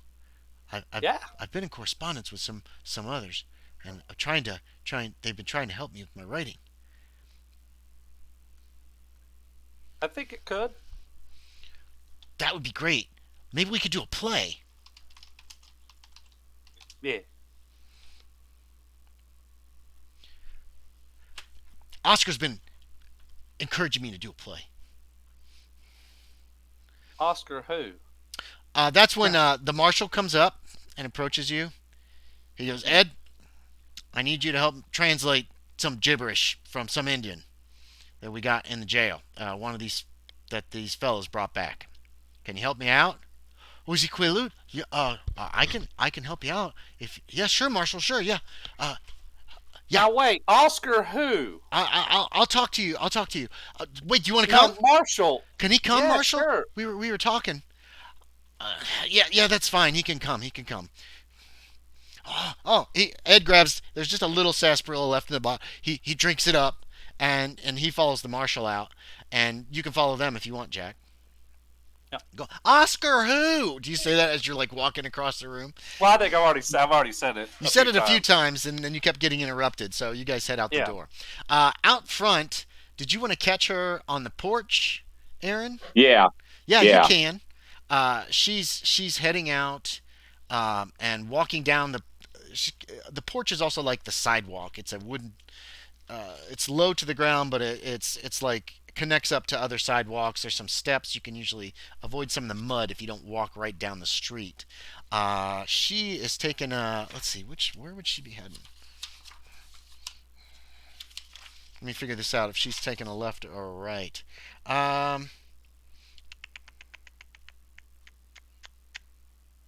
She's taking a left going out, which I don't know if you've seen the picture of the map, but that takes you back out of the down. This is the downtown area as close as you can get. And if you go right, you're heading down towards the docks and eventually and other businesses. If you take a left out of the hotel, you're heading kind of inland. She takes a left. And Okay. but yeah, I did want to kind of stop her. how? How do you want to stop her? Uh, Grab her arm. no, just excuse me, miss. Blackjack. She turns and looks at you because you're right there. Yeah. I can I use the charm on her then also? Hell Uh, yeah. yeah. You can make a charm roll and see how it goes. You All guys right. good looking. Oh, I rolled an 01. You rolled a critical. Okay. Yeah, Shit. Yeah. So you're just like. I What do want the to say shit? something along the lines of Danny, like, that's sex immediately, right? Just rips clothes off and has sex on the porch. No, no. that's not that I'm not necessarily. looking to have sex. I just want to make her like friendly towards me. That's all I'm aiming What do you- for. what do you with wanna her. say? You That's didn't what want to the have 01 sex, says. but then you rolled an 01. It's I know. just the way the dice go, Oh man. my god. Okay. So you rolled an 01. That's a critical success. What do you say to her then? I do want to say something along the lines of how those gentlemen seem to have her all worked up, and like I wanted to calm her down in a way. Okay, you're not telling her you want to calm her down though, right? You're just telling her they No. worked you up. You seem to be in a huff. Sorry about that. It sucks when people do that. Something like Maybe that. something along the lines of I can understand it, just wanting to relax after a hard day's of work. Okay, yeah. She's like, exactly. And then this fancy pants comes up, and then this kid telling this insane story that can't be true, and she just kind of unloads on you, her frustration on these people. She goes off on the fact that this fancy pants, is what she calls him. She doesn't actually say a name. Comes up, he acts like he already knows her, owns the place, blah blah blah blah blah, and she just kind of like totally opens up to you immediately with a critical success. And you look like a rugged guy. She's obviously a rugged person as well. Right, like you guys probably what I've overheard. Like she transports stuff, I transport Yeah, stuff. you guys have a lot in common. Yes. You end up sitting down on these rocking chairs on the porch, and just talking. So Jack, you come out the doors like a minute later. You can make me a spot hidden to see if you even notice them there talking. They've gone down a little ways, and you're going the opposite direction. Hey, what's the matter? I hear a dog whining. Tell me how you did, Yorie. No, you're not going outside. 96. You don't see shit. And I You got come out- 25 base. Oh, critical fail. Okay. Nobody's on the porch at all. You don't know where your friend went. It's like he disappeared. Or like this fellow Tex. It's like he vanished after he went out the door. Ooh, there's thunder. Calm down, girls. And you head down the street towards the marshal's office. Anyway, anything? Do you want to say anything on the way, or do you are you just Yeah. going with him? Yeah. I'm asking him, where do you know Oscar from, Ed? Oh, we corresponded. I read one of his works, and so I sent him a letter, and and he wrote me back, and it was great. And he's given me some advice on how to write plays. He's really good. Does he live in Saltmarsh? Oh no, we write. We write letters back and forth. It takes a while to get there. He's all the way over in England. The mail delivers these? Yeah. Yeah, it's costs. Oh wait, no. My character, I don't think will know who he's talking about. It costs a lot of I have to use a lot of stamps to get How all the way over to England. How famous is Oscar Wilde? He's pretty famous. He's pretty famous. Yes. So I would know the name. He hasn't said Oscar Wilde. It might not. No, be I know, Oscar Wilde. I know. Let's see. But now he's saying England. It's his writer friend. Let's see. Hold on. He's not the most. He's not one of them. He's not the most popular playwright in London yet. That'll not be till the 1890s. So he is probably not. No, he has not had his debut in society yet. So you would not have heard of him. All right, can't make any 2 and 2 there. No. Okay. So he can. Must be a different Oscar. If you pursue him, he does give you the name Oscar Wilde. Right. Eventually, but you've never heard of this guy. Yeah. He's not really famous yet. He's just getting started, but he's got such great advice. Ed just jabbers about this young guy. I give him a visual. Whew, I thought you were talking about one of those smugglers. Do they know how to write? I don't know. His name was Oscar, though. It is just Oscar a coincidence. Wilde? His name No, was just Oscar is all I knew. Oh. I don't think it was him. Because they shouted it. I don't think it. I don't think He that's told him. me his name No, was Bobby. This fella's from England. Yeah, it's just That's a far coincidence. away. Yeah. Yeah. Anyway, okay, so you guys reach the marshal's office. Uh-huh. He's like, "All right, Ed, this guy's woke. This Indian woke up. I need you to talk to him. I don't understand anything he's saying, but he's pretty messed up. So just brace yourself. All right. He's got a broken nose, but he's got something wrong with him too. And you can come back too, Jack. Yeah. I'm ready for Marshall my sanity already check. made his sanity check. He's fine. He just is. He doesn't look as shook up. There's 3 or 4. There's about 4 cells in the back, and they've got the smugglers in one cell, and this Indian is in the other cell. Did the smugglers request this too? Probably. Were they pretty adamant about not being in the cell with the Indian? You don't know. You'd have to ask. All you know is that You're not friends. and it's also the typical, again, racism of the time. White people go in a different cell from everybody else. Wait. So- The Indian gets his own private cell? No, they wouldn't want to be God, with him. anti-racist. He smells, remember? He smells like fish or something. No, I Oh, I forgot Thin, about that. stoop-shouldered with watery eyes that never seem to blink. The whole demeanor seems wrong. He's got receding chin. Half realized his nose is real. It's worse now because it's obviously broken. They've tried to patch it up a little bit. The skin is pale and pockmarked, mostly hairless. He's just kind of hideous looking. Oh, god damn it! Oh, sweet. It Does didn't he go look far. worse than he did down in the caves? No, he looks about the same. Right. But Ed stops, like coming back there as soon as he sees this native. Kind of on there's like it's like a board attached to the wall to sleep on. He sees him and he just stops, and you almost bump into him because he stopped dead. And then he says, "Oh, Marshall, I gotta go. I just remembered. I gotta go." And he turns around and he's just out of the room. like fast. Mhm. So and the marshal looks stunned, like he doesn't know what just happened. Like, what, Ed, where are you going?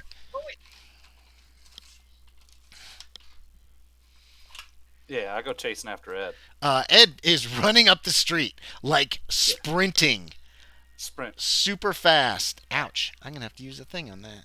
Oh crap! All right, I got to go turn an alarm off that just came on. I forgot Nah, to we get my can't hear it. phone. It'll be fine. Yeah.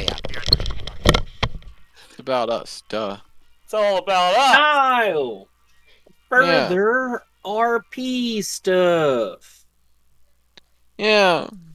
So I think this Maggie Connors might know about Owlicious Carrot. We Sorry need about to that. find that connection. So, let's finish the scene. Yeah, Ed is And running that's it. up the hill towards the church. Mainly what I needed. Following. Where's my map?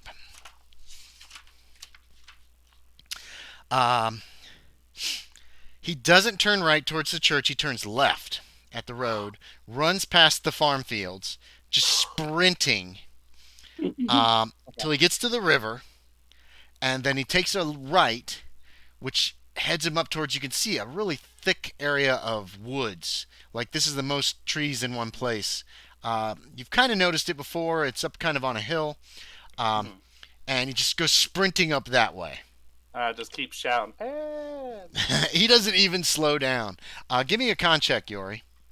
Oh, okay. Damn. Went insane for a little while. 47 out of 70. That's a success. You can keep up with him. He rolled an 06. I don't have a con for him, but it's probably around 50 at least. So that is an impale. He is just sprinting. Like you've heard stories about Indians that like run across country, whatever. Probably read them in dime novels. But he just Yeah, sprints the entire. Dakali was like the wind. He just sprints all the way up to these woods, um, and just rushes in. Or wait, it was Jack Alley. Jack Alley was like the wind. I don't know. So what do you want to do? He's running Keep to trying these to follow woods. him. You find a small. It's not really an encampment. These aren't. They're not in like teepees or tents or anything like that. They are in these roughly built buildings that look very solid, like they could stand up against the weather. Um, they let's see. They train. Yeah.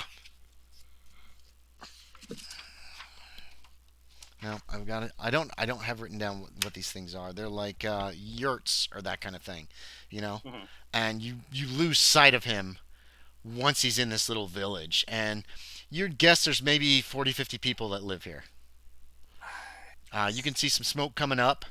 There's a central fire that's lit. In this pouring rain that you've been in, there's nobody outside though. Everybody's probably in these buildings. I go up to the opening of one of the buildings that Yeah. has a light coming from it. It's and I kind go, of like a door. They made these out of Oh. planks, I think.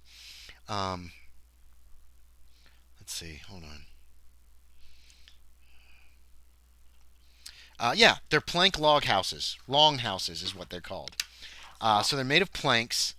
Um, it looks like they're decorated with intricately carved posts. Um, yeah, and so there is a door. I mean, it's simple. It looks like it has leather hinges, and it looks like these people live pretty simple lives. give it a knock. Knock, And I knock. You hear say, dogs barking is- inside. Is Ed in this one? Okay. The door opens.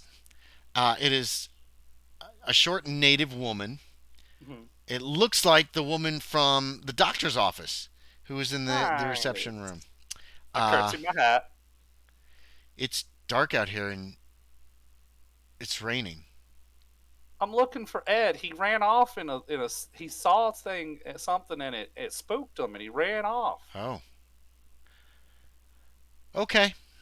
I didn't catch which house belongs to him though. Oh. All right. Good night. And she closes the door. All right. Next house. You're gonna check all the houses. Okay, we're gonna jump back to the Yeah. saloon. Um, let's jump back to Tex on the porch. Are you trying to get any specific information out of her or learn anything, Aaron? Yeah, I do want to learn about the town. I'll tell her I'm new in town. Okay. Um, She seems really friendly.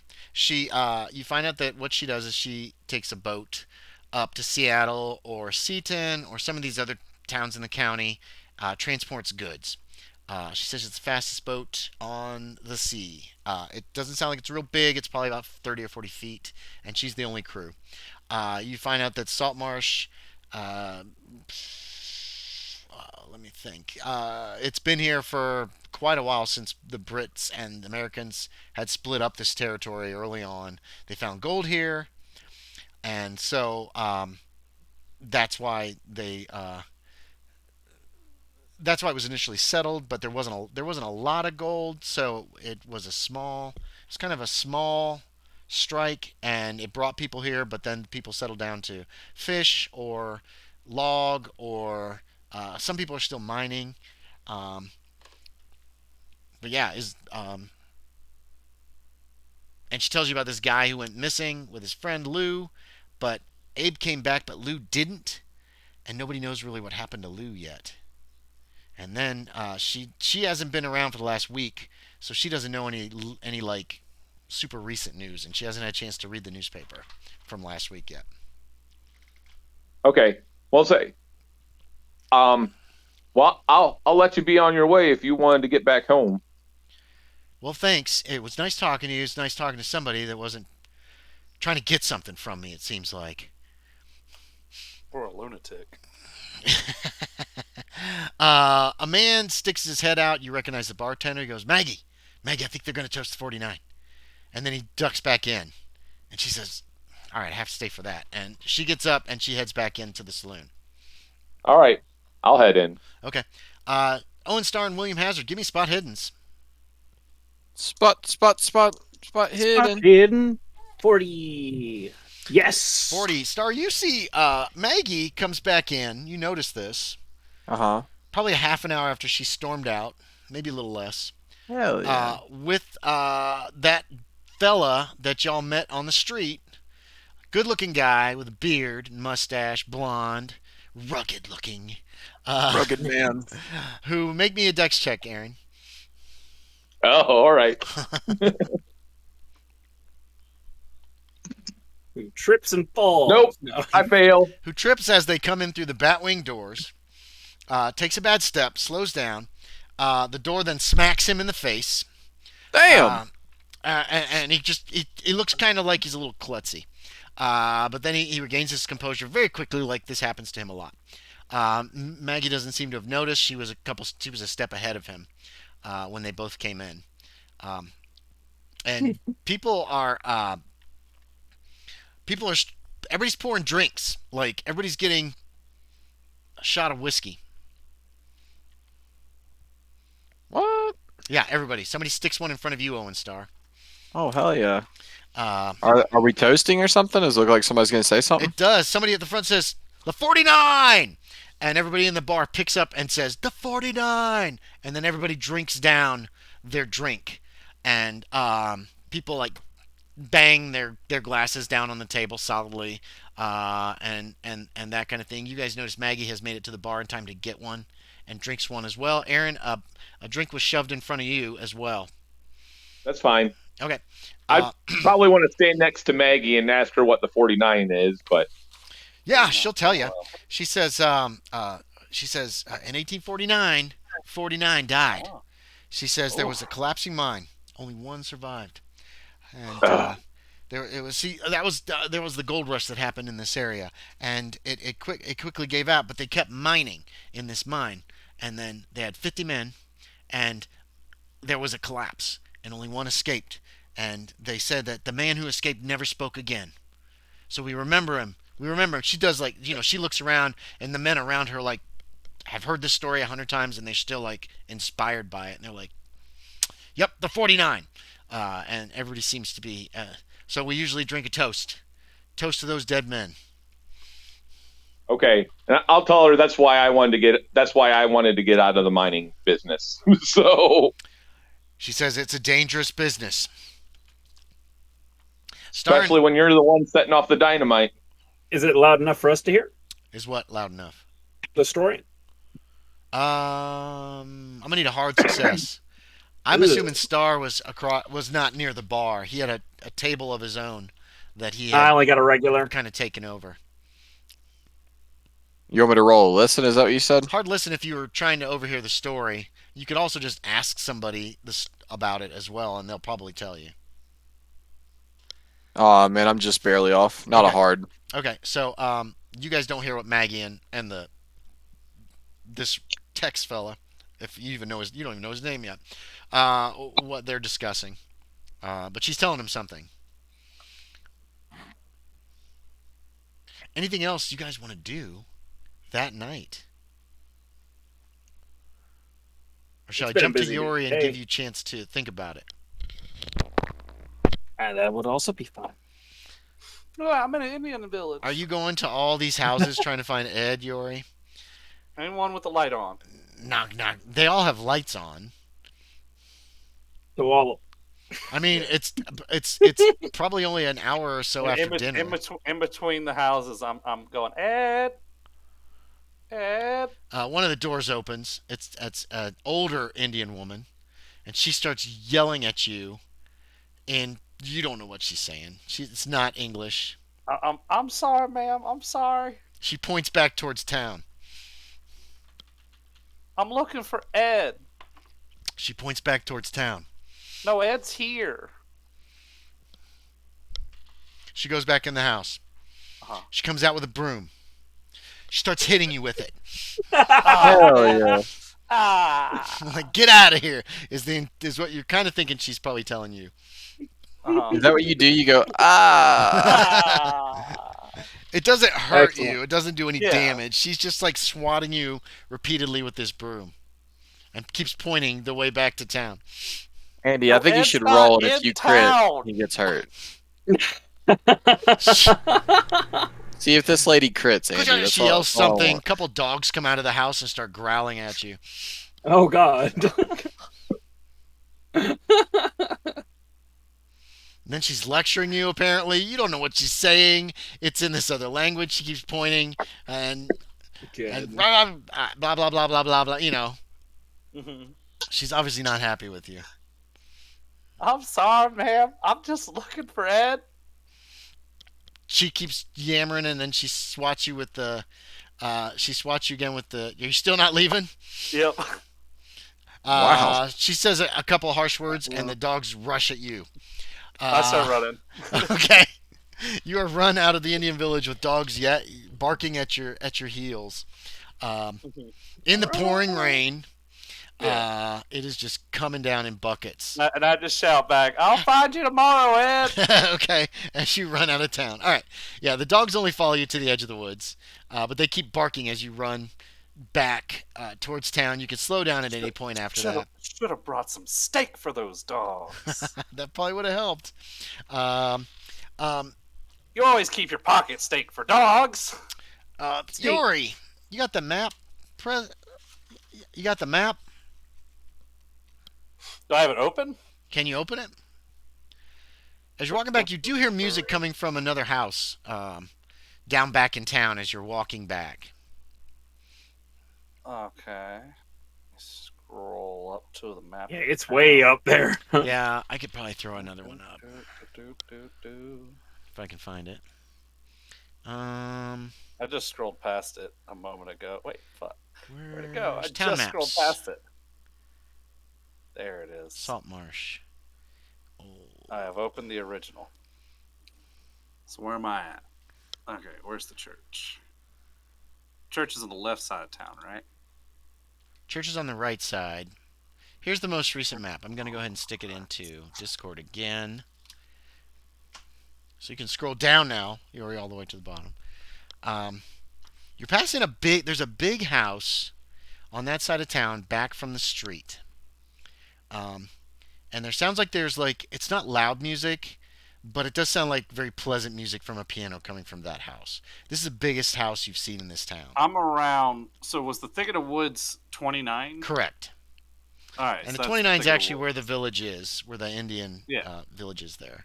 As you're coming back, this big ass house at number 20, that's where the music's coming from. That is straight down from 29, actually. 20. Oh, See it? okay. That's some pretty loud music if I'm hearing that from the road over there. You're probably walking down the road behind it. Yeah. Well, yeah, you don't know. You're just walking back the way that Ed went. We're gonna say because you don't know this town. It's dark out here. There's no street lamps or anything like that, so you Yeah. can't see very much. But you can find your way back, and you can see that there's music playing in this house. I don't know if you care or what, but there it Yeah, is. I'll go investigate the house with the music. Oh, it looks like the back is towards the fields. Actually, Uh-huh. no, the front's going to be towards the fields. That makes more sense. Yeah. It says Miss Trudy's boarding house. Mm-hmm. This is a big house. It's like 3 stories. There's wings. It looks like an old mansion.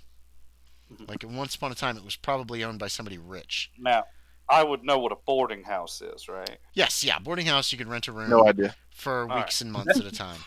So it would be If that was better a mansion, prices though- than the hotel. Yeah, it'd be a lot cheaper than a hotel, and you basically would get a room and probably meals. Ooh. And depending upon the boarding house, it might be very strict. It might be just for women. It might be just for men. It might be no liquor. That kind of thing. They might have some pretty strict rules for staying there. Ah, well, Sebastian does like his liquor. But you don't know what the rules are. yeah, But I'll someone's head playing a up to it. piano, and it sounds kind of nice. Yeah, And I'm sorry, you're doing what? I'm gonna walk up to the front door. Front door? Yeah, okay. We're going to jump back to the saloon for the other gentleman. Did you two have... Was Star and Hazard's discussion finished? We did a little role playing while you walked off for the alarm. Okay, I'll add that in to your discussion. Maggie finishes her drink, and then she bids you good night, Tex, I'll and tip my hat and nod or whatever. and then she heads out. And Hazard and Star, you can make me another spot hidden. I missed that one. Okay, so neither one of you really notice anything between these two. She did touch your arm though, Aaron. Patted your All arm right. before she left. Oh, hell yeah. Hey, it's like seeing an ankle. Well, she's wearing pants. She's not wearing a dress. That seems really unusual. Maybe out here in the frontier, it's not as Lots of unusual stuff. There was a black doctor. yeah, and a black undertaker apparently, or a black mortician. What the hell do they call it? Undertaker's what they call themselves at this time. Who's not scared of hillbillies. He didn't seem to be scared of them at all. But anyway, she leaves.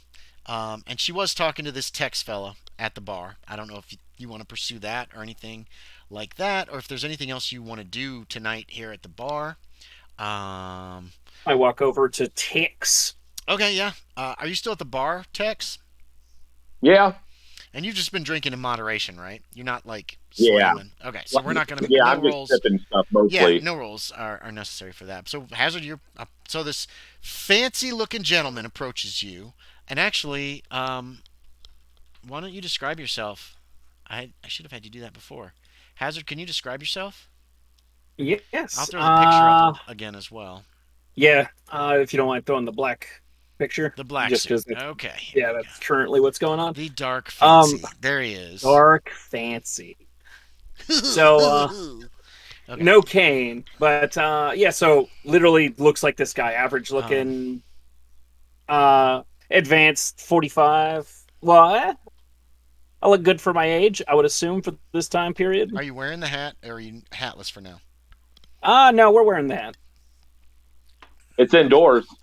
It yeah, is you indoors. can. Wearing a hat indoors is not as socially unacceptable in this time period, I don't think. I didn't know if he's that fancy though. Like maybe he doesn't wear his hat indoors. Oh, by the way, there's Owen Star, Aaron. Minus the You know what? terrible hat. He has a better hat than that.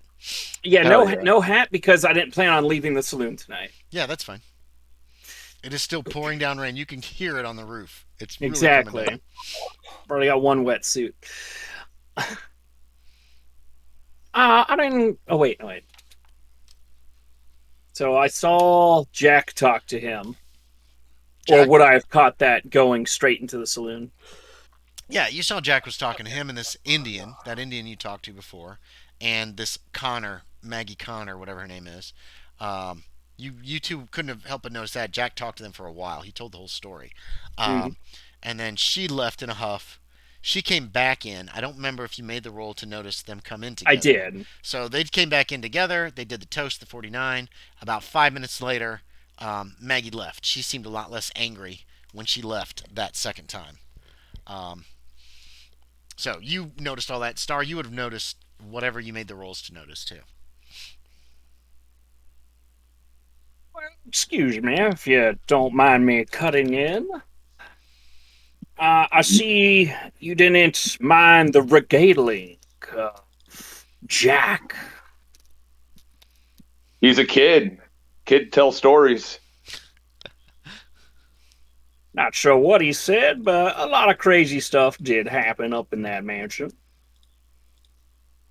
But what I found fancy, or interesting, was your ability to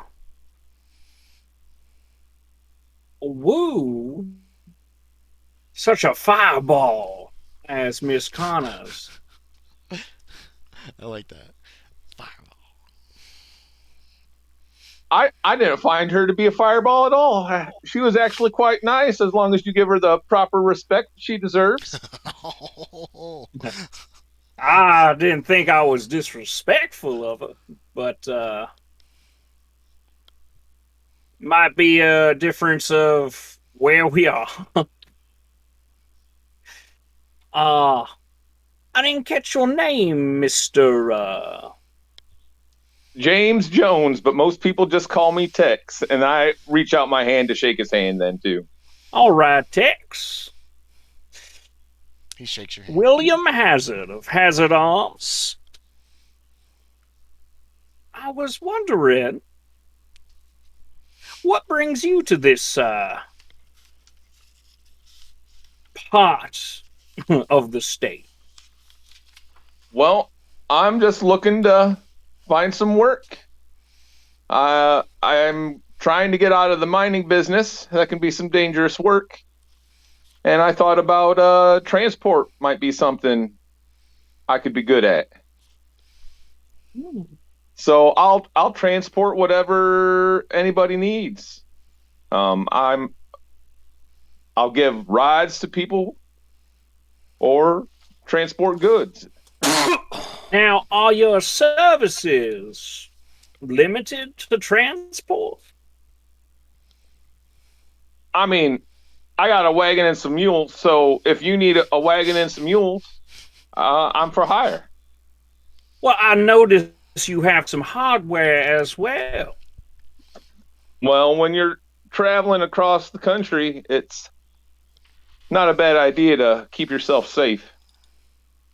True, true. Are you good with them? Trying to think how we'd word this. Yeah. Um, Do you think on it for a moment, Aaron? Does Tex like? yeah, he'd probably pause, and I've known my way around firearms for quite some time. Oh, that's good. You can't come from Texas and not be around firearms. Ah, Texas. Well, you looking for a job is just such good timing on my part, too, Tex. Currently, I'm on an investigation. I'm missing some of my goods that were taken during transport, Andy. That's not been determined. They're not sure when the goods went missing, or might have been somebody on the inside. They might have been stolen from the docks. They might have been stolen from the warehouse. That has not been established yet. Gotcha. They haven't arrived. They haven't gone to where they're needed to be yet, pretty much. They just were missing, and it's varied on when, because it's when they were noticed missing. It wasn't like they didn't arrive where they're supposed to be. It was more like they It was like never. they took inventory, and like the last time they took inventory, it was there, and then the next time Yes. it wasn't. Yep, like pallets were missing. Dozens, So if I'm not trying. hundreds, of product. Is what I'm was said. trying to patch holes that I may find. If there's people stealing from me, I'd like to know and fix that. If I've got some of my people on payroll stealing from me, I sent an investigator, but they failed to get back to me. Probably dead by those smugglers we just caught, possibly. We just haven't found my goods yet, and they say they weren't transported. Now, partially why I am approaching you, Tex, to be blatantly clear, to be transparent, is I saw you getting along with Miss Connor so well, and I couldn't help but notice she perked up a little around the name Owlicious Karen, like she might know who that may be. And from my findings, that's the leader of these here smugglers that we just caught today. He managed to escape, and I would really like to know where he is and who he is. Would What was I that be name? able? Sorry, What was that name you said again? Owlicious Carrot, and I pay well for people in my employ. So if you by chance find anything out, now I'd hate to ruin your relationship with Miss Connors, if that is something you are indeed trying. But if you're looking for Probably work, chuckle at that a little bit, Say but that again, Aaron. I'd chuckle at that a bit. Oh, Just kind of scoff at that, but good. But I do pay well. and he would perk up for that. Like, he always is interested in getting paid well. And if you're ever interested in using your hardware, I also offer hazard pay.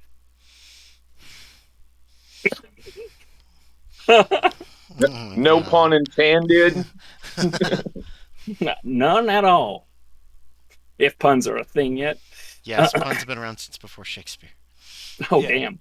Shakespeare does a lot of puns. He loves them. Good.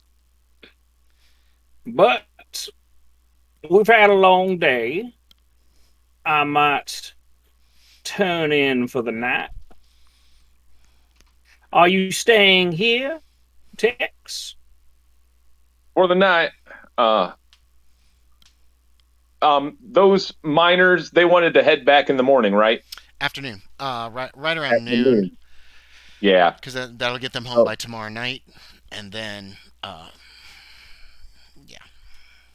Say, I got some miners I got to take back to, what was the town? Karen? No, that wasn't Karen. Burl. Burl. Burl. That's you recognize that. William Hazard has not been there, but no, you passed. But through I that heard on that's the, where they got the You gravel. spent the night there at on the stagecoach on your way in. I'm taking some miners back to Burl at noon. I'll probably be back Monday where I can deliver the goods I was given to drop off to the bank. But after that, I am open to any opportunity I may find. That's good to hear, Tex. I will keep in touch. And wait, are you still eating? No. No, I'd be done. No one's It's eating. been a while. Probably not. Yeah. And you have yourself a great night. So Owen Star. Nod. Oh, nod. Owen Star, you have seen Hazard has gone over to this rugged fellow that you saw Yeah. coming in soon and has chatted with him quite extensively. Hmm. Is there anything else you have an interest in doing that night, or How late into the night are we? probably like 8 or 9 o'clock? People are starting to wind down. Yeah.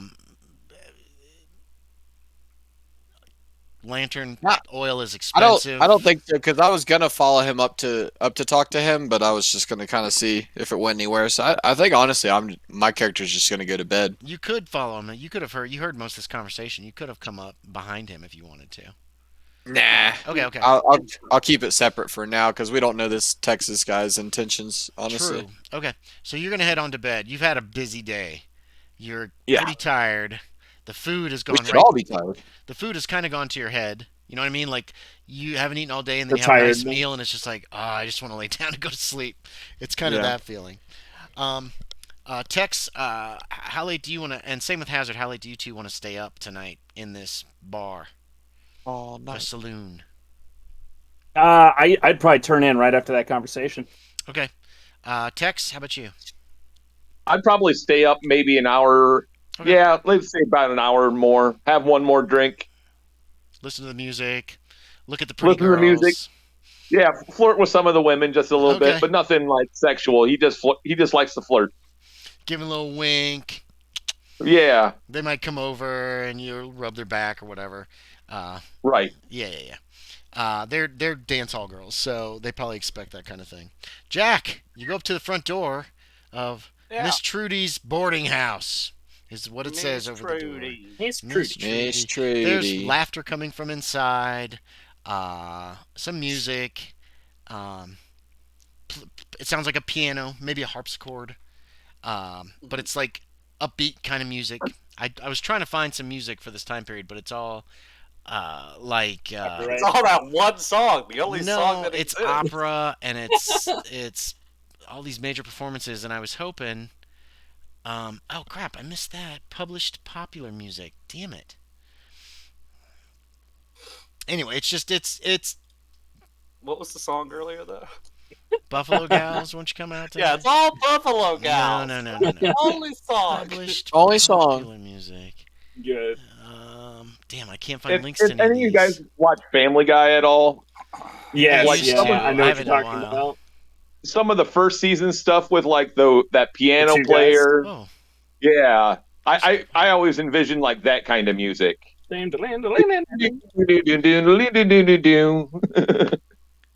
this one doesn't have a file. I'm looking at Wikipedia. Sometimes they'll have these old music files from the 19th century, and they're public domain. You can do whatever you want with them. But there's not one for this. Anyway, so it's just popular music. It's actually music that you know was probably popular 3 or 4 years ago. Is what they're playing. Popular music. What do you want to do, Yorie? Moment. Looking in the windows, is there another door that's open before I Look try at to come in through the front door? another door that's open.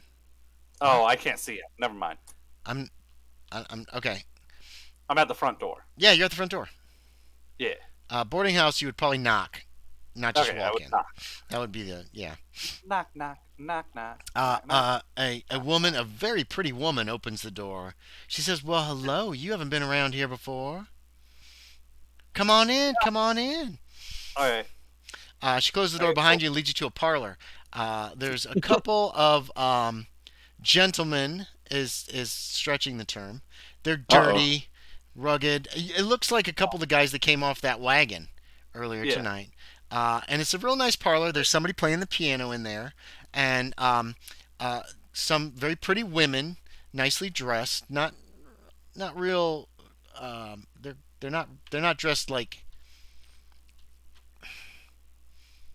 They're showing some skin. Talking to these men, and the men are laughing. They have a drink in their hand. They're all chatting it up. They kind of look at you as you come in, but otherwise, nothing. And she says, "So, Do you need a place to spend the night? The girl who came to Nah, the door. I'm down at the hotel. The two other women in the room giggle when you say that. Honey, how old are you? 16, ma'am. 60. Why? And why'd you come here? Oh, I'm a bounty hunter. No, I mean to this house. Oh, I heard music, and Oh. I've been looking around town to see what other places there might be for me and Sebastian to stay. Oh, let me get Miss Trudy. She'll talk to you for a moment. The two men are like, you should stay here. It's great. And then he takes a big, like, he's got, it's not a shot glass. It's a little bit bigger. Okay. And he takes a big sip off. He doesn't drink the whole thing down. And the girl that came to the It's like a door whiskey leaves. glass. What? Like It's like a sipping. whiskey glass. Yeah, no, it's not as big as like a whiskey glass. It's more of a All right. sipping glass. Right. Like a big shot glass. She leaves, and it seems like she's gone a long time. You know, as the music's playing, and these two men are flirting, obviously, with these ladies, and this older woman, and still very attractive, with blonde hair, comes in.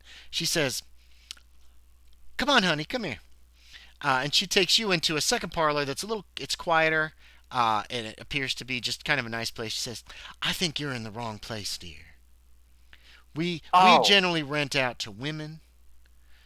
Um, and I don't think that you're here for I think that it's all right though. It's all right. And she sits you down and she has a little nice chat with you. Um, Finds out your name, finds out where you're from, just has like a little nice conversation with you. Um, Says, I'd ask her, does she know of any houses for sale in town? for sale? For Well, sale. there's the Jones place. I think it has been abandoned actually. But and she gives you some instructions on how to get there. It's on the other side of town. It's not too far from the Campbell house. You don't think where you got your puppy? Where I got my It's puppy. down the road actually to the south of that. Um, and and it sounds like she's talking about a two-story, good-sized house. But she says, I don't know who owns it. You could probably talk to the marshal or the mayor or one of the councilmen, and they could probably point you the right direction. Maybe the bank. I could talk to Councilman Jeffries. Yeah, he seems to like me. Oh, he's a hoot. She starts talking about Jeffrey and how much fun he is, and that though he doesn't show it, he has a wonderful sense of humor, and and he's just a regular fella, is the way she puts it. But you have a nice conversation. This lady seems very nice. She's wearing kind of low cut uh, dress, but it is a full dress. Her arms are exposed, which is a little risque. So I don't know if Jack has figured out where he is or not. Yeah, he has. He has figured it out. Okay, Yeah. so he's not completely innocent. But Well, I she mean, says, you got to remember who his dad is. yeah, but his dad didn't expose him to this kind of stuff. I Probably. mean, he ran a casino boat. You wait in the lobby. Well, that's true. You wait in the lobby, son. Yeah, but did Jack know what some of these ladies of the evening did? That's Oh, up to you, probably. Yorie. Okay, yeah. But she thanks you for coming by, and she says you're welcome to come by anytime. I mean, there's no lady of the house for the Luckhearts. That's true. But she says you're welcome to come by anytime. And then she sees you to the front door. It's pouring rain. She goes, Pouring "Oh, rain. darling, here." And she gets an umbrella out and opens it up and hands it to you. And she says, you just bring that back whenever you can. Will do, ma'am. And did you give her the name Jack Justice? No, just Jack. Just Jack? Okay. She probably read about you in the paper. But she seems really nice. And she's very pretty. She's probably in her 40s. Maybe 50s. It's kind of hard to tell. She's obviously keeping it together pretty well. And then she closes the door. She said, good night. She closes the door.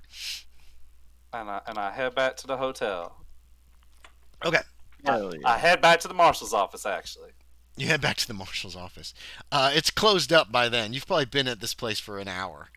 Chatting with her, waiting. And also chasing after After Ed, all that stuff. So the marshal's office presently is closed. There is a light on inside. He wouldn't spend the night there with that smelly Indian. You don't know. I'll give it a knock. The African American gentleman who was wearing a bowler when you saw him on horseback opens the door and says, "What do you want, boy?"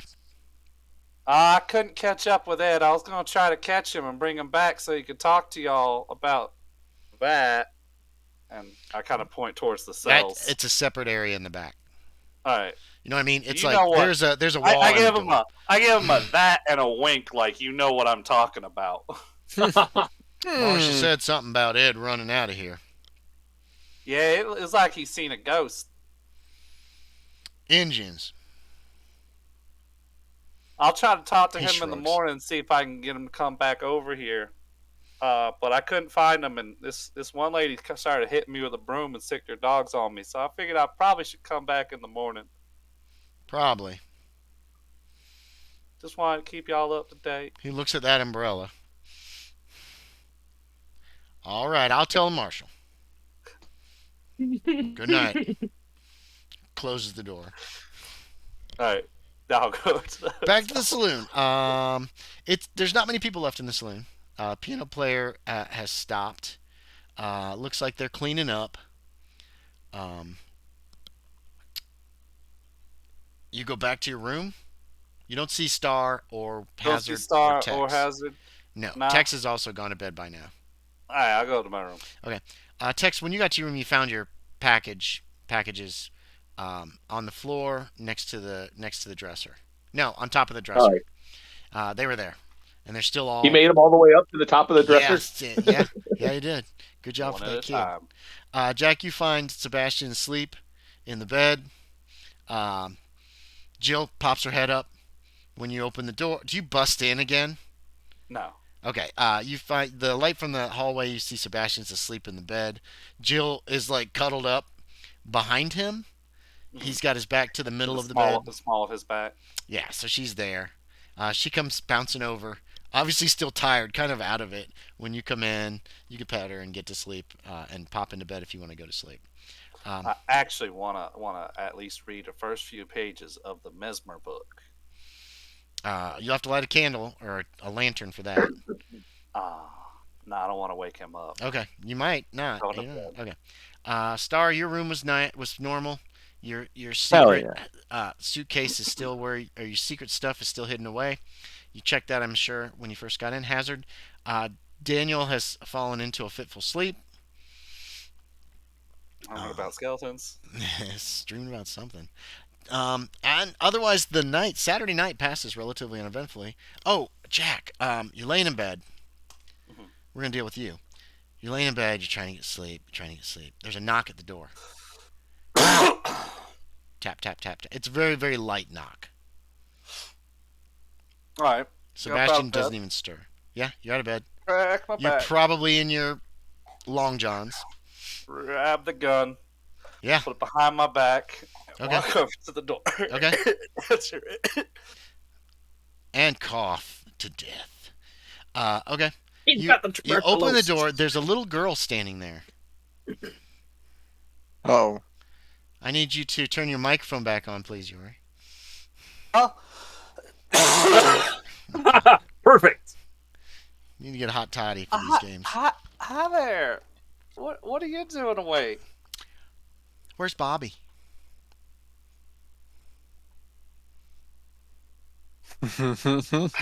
Bobby's dead. Another little boy joins her. Did you kill Bobby?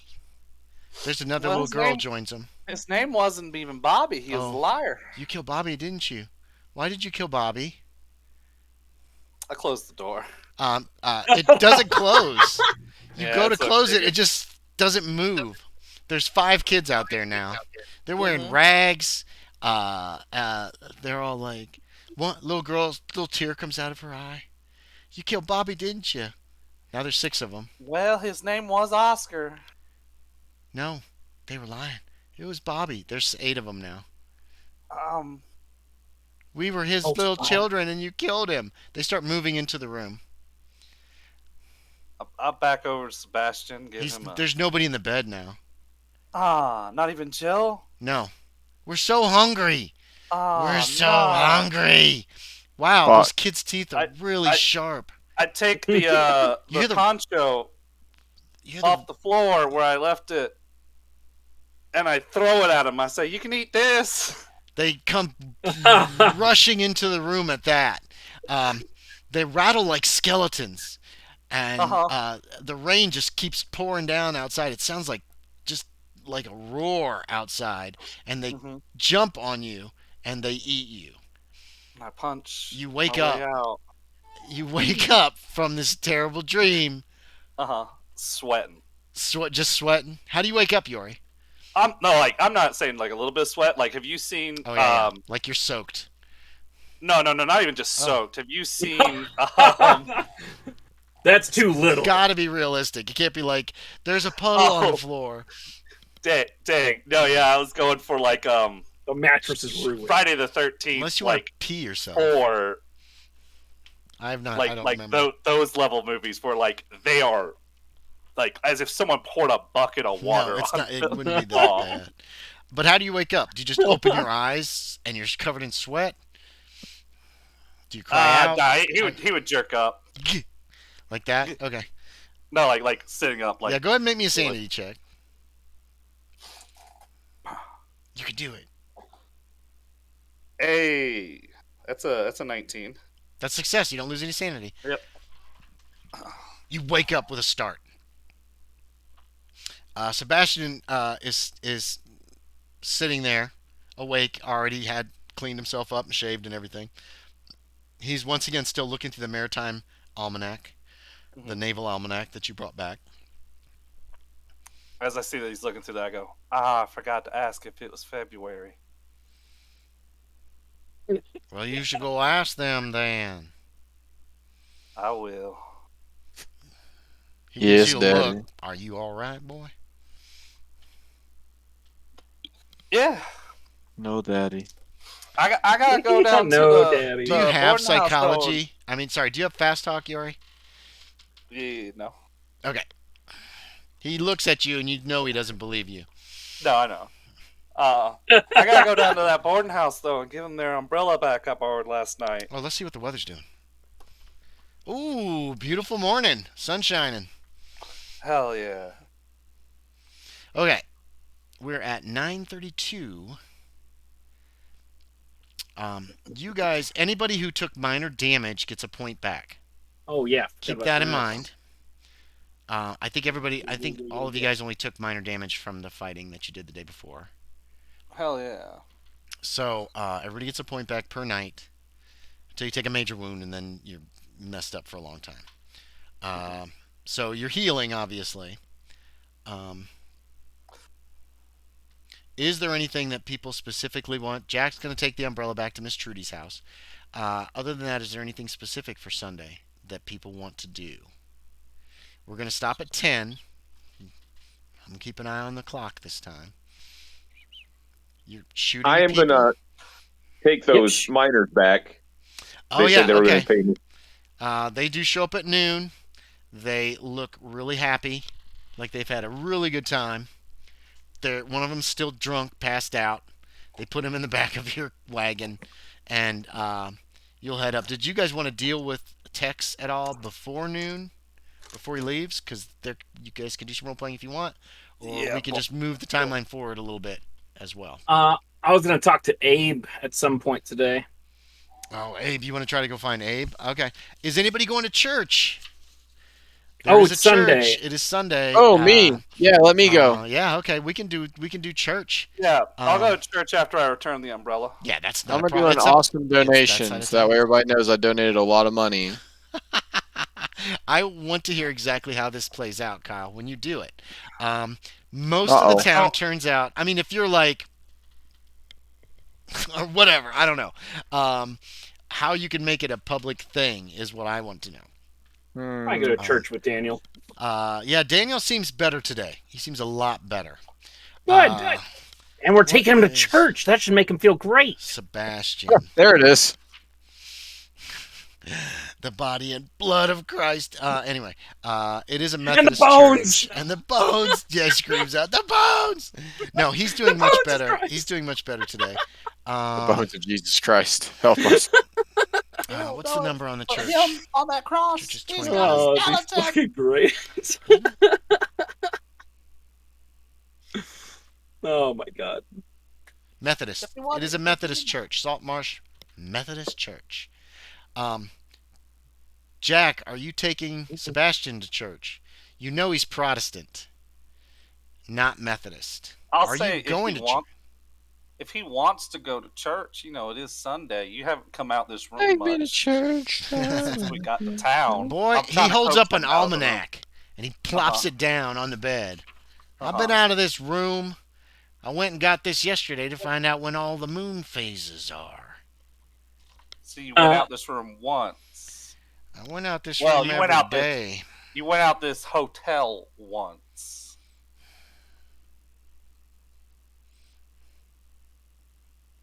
Don't make me slap you silly. Oh, He fixes Okay, well, his I'm gonna- bow tie. I'm Or his I'm- cravat. I He guess fixes I'm not. it. I'm not going to church. Gets- If he doesn't want to come with me. No, he's getting ready to go. Oh, he is. Okay. Yeah. He's getting his hat and everything. Put those away. He points Oh, to the guns on your belt. No, I was already going to not take him with me to Right. church. Okay. He tells you that as you guys head Yeah. out for church as well. You can He hear the doesn't have to church tell me. bells I never ringing. even. I wouldn't have even put him on them. Aaron, you have time for church that morning if you want to go. No. Texas just sleeping in. Yep. Yeah. He's yeah. a working man. Yeah. Okay. What about Hazard? yeah. I wanted to take Daniel Taking too. Daniel. Help Okay. probably clear his mind. You see people are heading towards the church. Is Daniel Christian? Like, does he Oh, that's a is good he question. practicing? That is a good question. Let's find him. It should say on here. I think I gave everybody religions. He is a practicing Christian, and he's a Methodist. Actually, you would Oh, know nice. that about him. Yes, definitely. You definitely know that about him. So you are joining the many people who are going to church. Everybody make a spot hidden. Got it this time. I got this. Let's go. 17.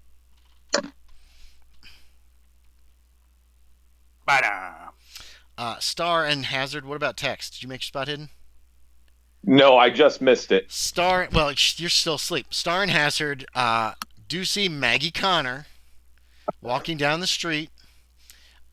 She is talking to another woman. They're both in dresses, very nice Sunday, nice Sunday dresses. Maggie's looks like it's flannel. White suit today. Okay, white suit today. That's okay. I like that you're like interested in what you're wearing. Is My that the tan one that suit's got fucked the up. tan suit? No, the got all tan- the messed tan's up? That's fucked right. You up. got to find a tailor. So you spot her. So you both notice her heading. She looks very pretty. She looks very nice. Jack, you don't notice this. You're too busy with Sebastian telling you to pick up your feet, quit shuffling, or whatever. Or whatever. He I think said. I never been to church. I went once. You or head twice up when the I was at road home. up to the church on the cliff. A lot of people are breaking into groups before church and having little, socializing, because church is as much about socializing as it is about religion in this time period too. Talking to people they probably haven't seen much this week, this and that. Several fishermen. Did I go to the boarding house first or to the church first? You probably could have gone to the boarding house first and dropped All right. off the umbrella. All right. The girl who it's another woman. It's a different one from any of the ones you've seen before. When she finds out that you borrowed it last night, she's like, "Oh, you're so cute." She like puts her hand like on your shoulder. She says, "Miss Trudy is still asleep. She had a very busy night, but I'll tell her you stopped by. Jack, have a nice day. I'll see. Are you going to church? Of course, ma'am. I'll see you there." And she closes the door. As Yorie coughs insanely. So people are gathered. It's probably a little time. You've got some time before you actually go in. People are just chatting, and let's see. A few people start pointing, and they're like, What is going on? Who's that?" And another person's like, "Oh no." And you see what looks like it looks like a carriage is coming up from town.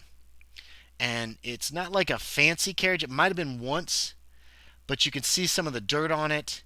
You can see that it's seen better days. It has been like cleaned up, but it's not like very clean.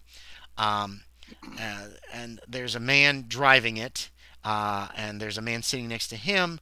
There's a couple men on the back, like hanging on to the where footmen would usually be. They're dressed in Sunday best, but it's not like super nice clothing. It's not fancy. Hazard and Star, your suits outshine them by 1,000%. Hell yeah. But it's obviously their Sunday best. Um, and as the carriage pulls up, and like I said, it's not like Cinderella carriage. It's more of like a little nicer than a stagecoach. Um, and people are like, "No, that can't be. She only comes at Easter and Christmas." And one of the men gets down and opens up the door, and this older woman comes out wearing all black. She's got a veil over her face, but you can tell she's probably in her 50s or her 60s. People start whispering. Everybody can make a listen check to see if you can make out what they're saying. Oh damn! 07. Oh, 07? Is that? I got a heart. Is that? It can't be. It's not an extreme. What is Lavinia Pickersgill doing here? She only comes at Easter and Christmas. She comes out. The men all leave. There's a lot of them. There are 6 young men in age from probably their mid-30s to probably 20. Here, as best you can make out, is the woman. Although, like I said, she's wearing a veil. And here are the men. He I'll give you looks the men. nice. Good God. Does she have crazy eyes like that? Or You can't tell she is wearing a veil. And she's wearing all black. God bless, that's a lot of men. Yeah, there's a half dozen. Jesus. 2 were riding inside, 2 on the back, 2 were riding on the front. They tie up their horses. Oh, I went all blurry there for a second. dapper. And they all kind of head in. The Reverend is standing at the door. He looks surprised to see her. He's like, "Oh, oh, oh, oh, yes, well, Mother Pickersgill, it's so nice to see you. And how nice of you to grace us with your presence. Yes, I have a stirring sermon today." She just nods and walks past him without a word. One of the men leers at the guy like like that as he passes by the priest. How dare you talk to her? It's more of a you're a jerk is kind of the feeling you get from it. As they go in, a few people have already entered the church, not a lot. As you enter the church, it's a big building. It's a really nice building. There is some stained glass at one end. There's the choir loft. You come in under the choir loft. It's a good sized building. It's all wood. There's a pulpit at the front. There's an altar, and there are some there's some people scurrying around, making sure people have their books, the hymnals, and all that stuff. You see the Pickersgills are sitting in actually like a separated area off to one side with a railing around it. What? Yeah. We got VIP seats. It looks like it. They're on the left side as you come in towards the front, and they're against the wall, coming front to back, as opposed to everybody else's, this side to side. With the Pickersgill mother, apparently Lavinia Pickersgill, is sitting closest to the front. People seem very nervous. There are quite a few African Americans. You would guess maybe 10% of the population. If everybody in town's coming, which probably they aren't, but they're not like segregated off. They're kind of mixed with the white people, because in this time period, this was a thing. There was a lot of mixing and more comfort this close after the Civil War. So people are chatting quietly. There's some kids. Obviously, one gets scolded by their parent. Others are sitting quietly. Little girls are giggling. Yorie, Jack sees the little boy, Campbell boy, is sitting in a pew with his father. Ed, isn't it? Huh? Ed here? Say again. Oh, is Ed at the church? You do not see Ed. Of course, he's a native. He is probably not a Christian. It's not a big leap to make that assumption. But the church is pretty full. There's plenty of places to sit. Does anybody have any place specific they wish to sit? Where does Sebastian want to sit? Uh, Probably the middle. yeah, he's kind of a More towards middle the guy. Pickersgill side. You're sitting closer to the Pickersgills, Hazard. That's on the left. Do you want to sit towards the front, or it's either front or middle to get the closest to them? If you sit in the back, I'm assuming there's a lot of room in the front, like closest to them, because people are there trying aren't to as many avoid them. people on that right in front of them. Most people have filled those pews like kind of to the middle, Off to the aisle, and yeah. then it starts filling up for all the way after it gets past their little pew. You can see them. Some of them are like one of the Pickersgills men. He winks at one of the ladies in another pew. Um, one of the younger ones does. You see, Lavinia notices this. You see her say something, and passes down the line, and then you see the one who's next to Leo just goes like this, just back of his hand, and he starts to look, and then his mother just leans forward and gives him a look, and he's like, like that. So she obviously holds a pretty tight grip over this family. So where'd you want to sit? Did you want to sit over in that vacant area, Star? Where there's I want to sit where Hazard's sitting. okay, yeah, you guys can stay together.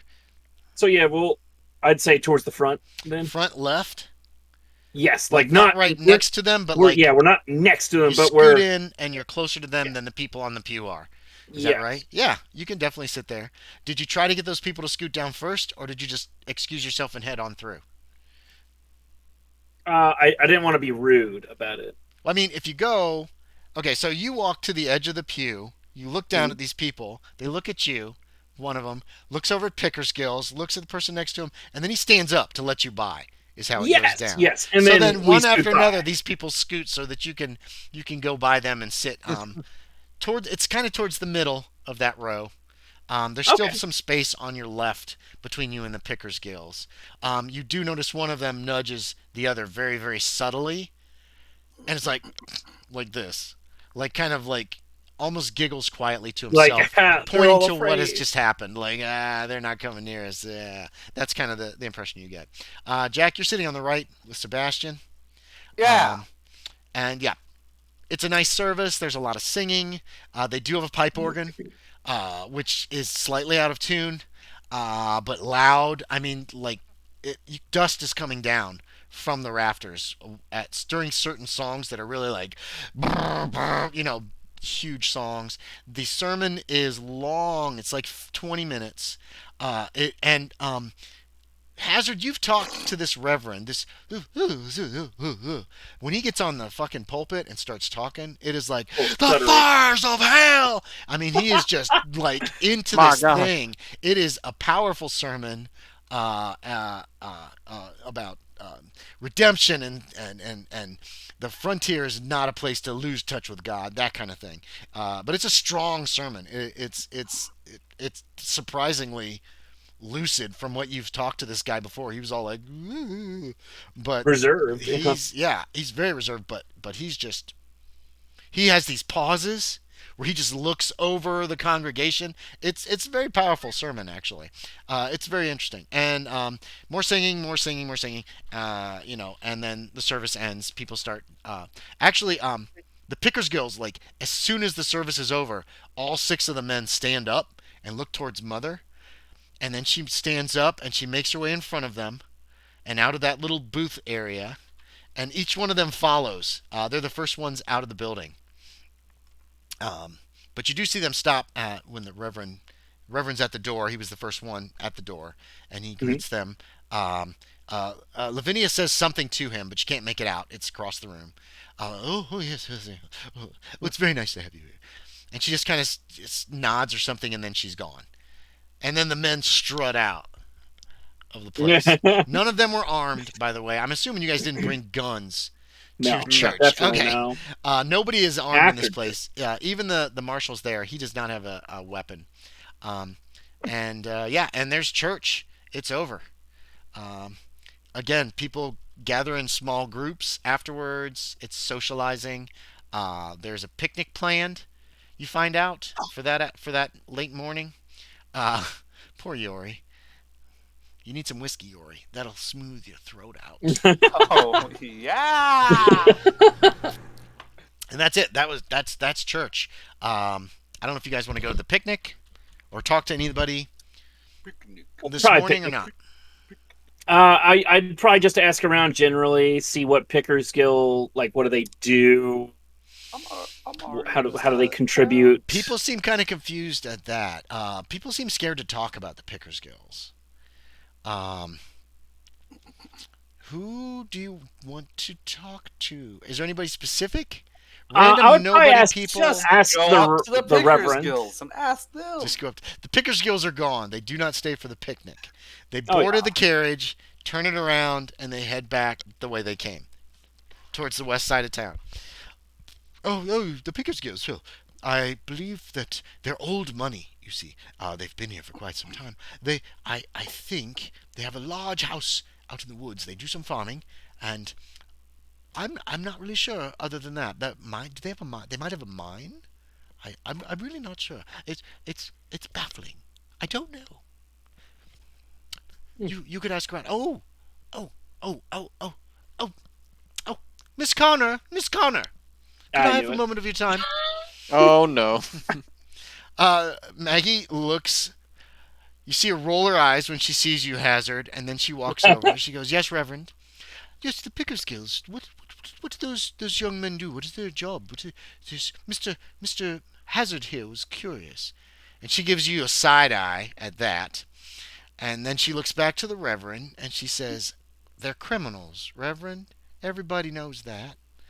They rob people and kill them and take their money." And then she looks very pointedly at you, Hazard. And then she turns and she walks away. Thank you, Miss Connor, as She she's does walking away. Yeah, she doesn't say a word to that. Star, you're probably Didn't think nearby so. somewhere and can overhear this if you want. Yeah, I'm letting him handle all the talking to this lady.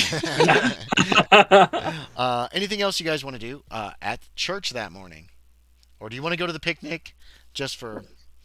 Yeah, picnic, Yeah, it's make nice. face. It's a nice picnic. Lots of food. Pretty much everybody goes home, changes into their regular clothes, comes back with food, and then it's a big potluck kind of deal. I that told Ooh, everybody- is there like a way I could buy like a shit ton of food for the picnic? Probably not. The general store is closed right now. If you'd had some, you really didn't hear about this picnic. Since everybody knows that it always happens, they don't really. It wasn't announced or anything. They probably just do this on nice days, and it's really nice today. It's sunshine. It's very pretty. There's probably something like expensive at the general store that like people wouldn't bring for a potluck. Right, but the general store is closed. Oh, I see what Now you you're might be able saying. to get something at the saloon. The saloon's probably almost always open. It probably would have been set up in advance, though, too. Yeah, Kyle, I do know about a couple barrels of brandy I was going to go investigate. that would take you. It'd take you an hour to get there, an hour to get back. That's the only problem. It'd be late in Yeah. the picnic if you went to try to find those kegs of brandy. And actually, you are snatched, Jack. The marshal grabs you at one point. Well, Arrested. he doesn't grab him, but he catches his arm. Now- He says, "I'd Yeah, like at you the this end of afternoon." He wants you to take him this afternoon to show him the trail to the brandy, and to come with him just to look around the house. I tell him, of course, but first I want to check up on Ed. I couldn't catch up. I got lost and I ended up at the Indian village, but I couldn't figure out which house was his last night. Oh, I haven't seen hide nor hair of Ed today. Yeah, Worry I'll go about that check up on tomorrow. him. You can find him tomorrow. I need somebody to come with me to the house to show me all these secret doors that you're talking about. All We'll right. bring in both deputies. You can bring. I got a shovel. You got guns? You have Yeah. guns. Bring your guns. And anybody else you want to come, we're just going to take a quick look at everything and then determine how we're going to get these smuggled goods back into town to figure out what we're going to do with them. So, Star and Hazard, you can overhear this if you want. Hmm. I don't know if you want a company or not. This is going to be a big gloss over. He's not going in that danger room that you guys are claiming there's full of skeletons, because something's obviously in there that's freaking people out. Yeah. And it's Oh not, no! and it's not goods, especially if one of you goes with him and shows him where everything is. He's probably going to believe you for now. Hmm. And all So we it's up to you. don't want him to go in the skeleton room. No. He's gonna lose his sanity and he's gonna. James That's wants for right. Marshall to take care of the skeletons for us. That's probably not going to happen at least anytime soon. You guys said there was nothing important in there. Except for Jack, who's like, it's full of these skeletons. They walk around. I, It's like, I did all say right. there was another That's- and I secret. said that Maybe might there's be some kind of the gas door. leak or something in this room, or poison. I told him there gas was or some another bullshit. secret room. Yes, that you we did, needed but to he's not. investigate. He's not concerned with that as much as he's concerned with the goods. I'm Oh, just yeah. asking. Tex is taking his partying miners back this afternoon. The marshal wants to get up to the house to try to get any goods. As a matter of fact, Adam, he's just gonna. You see that he is talking to Sullivan, who is in charge of the teamsters, and they're taking a big wagon up there to get the stuff. I'd probably flag down Poor Jack Yorie, bless his heart. before he goes. Let him stop choking first. Yeah, Quit yeah. eating all those chips, man. You're muted still. God. I don't know what's worse, is him coughing into the mic or the look is on his face while he coughs and is muted. They're both awful. It's so terrifying. It's like he's struggling. It's not that bad. Anyway, sorry, Yorie. We're having fun at your expense. We're definitely finishing up Sunday. So it'll be... Are you okay? Yeah. Okay, so... So I would just tell Jack. Oh, and Jack, when you go show him around, there was a book. Hopefully, it's still there. In that one room near the danger room. Oh, okay. Ooh, that's what I want. I didn't peruse it completely, but it could have a ledger of all the items they had, possibly. Because that was the Owlicious's room, I would assume. Yeah. Star, were you going to go? Were you even going with them? No. I wasn't. No, I thought you were talking to... No, Star. Yes, yes, okay. No, you're not. Okay, right? so No, Jack, you go I'm up. not going with them. 2 deputies. They've got a couple teamsters to help them move stuff. I have You a guys go back to picnic the house. attend. You're able to show him the secret passages. The door that leads down to the caves, I'm assuming, is still open. I don't think anybody actually closed it. They can recover the silks. You can show them the trail that you spotted that leads into the woods. They did bring shovels because some of the smugglers said that they had buried brandy in the woods. They uncover several casks, load everything up into this massive wagon like the ones that Owen Starr used to move gravel, and ride back to town with that by evening. All those confiscated goods are... most of them are going to be put in one of the jail cells for now. They might move them to the bank to more secure. You find that they're probably going to move them to the bank someplace more secure tomorrow and see if they can figure out who owns these. You did look into that one room where you found the books. That book is gone from the table. It's I not want there. to try to look under the bed again. Okay, yeah, make me a spot hidden. Push that roll. Push that roll. Shit. 02. That's an extreme. Not even Push it. Push it. You could get Wow. to know How what. did you miss this before? Push it! How did you miss this before? They've brought several lanterns too. All the torches are dead that were on the wall, so it was very dark in here. But you had a lantern this time when you went under the bed. How did you miss this? There is a little secret. Let's see, what is this? A loose flagstone. But it's really obvious now to you. You're just like, Uh-huh. the hell was wrong with me? I was an And it's idiot. empty. I was still upset about killing that guy. That's totally what must have been. Uh-huh. No, Also, it's there is an iron box in there. Ooh. Iron box, you say? Yes, it is locked. Get it, boy. All right, I'll pull that out. Are you keeping that? You handing it over to the sheriff? Damn it, the marshal. I tell the marshal, hey, I found something, but it's locked. It was hidden under the bed under a flagstone. Okay, he takes it. He'll have a look at it. They put it in the wagon. They're just gonna take it back to town. They're not gonna mess around. It's almost dark. They want to get back before it gets too dark, if they possibly can. Um, and you all head back to town. You get back to town without incident. Um, Yorie, make me an intelligence check. We'll do one last thing. Aaron, you're probably going to need to spend the night in Burl, and you can head back the following morning and be back before noon, or around noon. Guess what? What? I rolled 100. You rolled 100. Awesome. Triple zeros. Beautiful idea. You're still worried about Ed. You just can't stop thinking about Ed. What Man, could he Ed. was really what was wrong with Ed? He seemed nice. Yeah. Yeah. So we'll end on Sunday evening. Questions, comments, suggestions? We'll actually probably start Monday afternoon. Actually, let's just skip. Jump to Monday. If you guys want to roll skill improvements, you can. We'll go ahead and do that. It's a couple days. Everybody will heal another point if you need it. And I'm going to write healed through Monday and level up. 46. Nice. So since are you doing in this campaign, since I rolled that 01 on that charm, I just rolled the 1d10, I don't have to make a skill check? No, I'm not doing that in this campaign. I still think you Okay. should make a skill check. I'll give you a bonus die. How about that? For rolling a crit Persuade. success. I think that's fair. Roll high. Fuck. Failed. Or succeeded. Well, I guess all I did was listen and spot hidden. Yeah, Oh, yeah. this was mostly role play. This was Yeah, just fine. getting to know a couple more people from town, and Maybe I can get him above Damn. base. Let's see. Only 3. Nice. I want to Your go to bonus the does help. Baldries and tell them I met the Pickers Guilds. Did you Say meet she him, was a though? nice lady. I don't think you really met them so much as just saw them at a distance. It was hard. It's Oh, kind no, of hard 70, to chat with nice. somebody who just comes in, goes to church, and leaves immediately without actually socializing with anybody. I need you to retro that as soon as I found out they were the Pickers Guilds, I rode straight to the Baldry camp and told them they were at church. Follow No. me and let's kill everyone. No. Damn.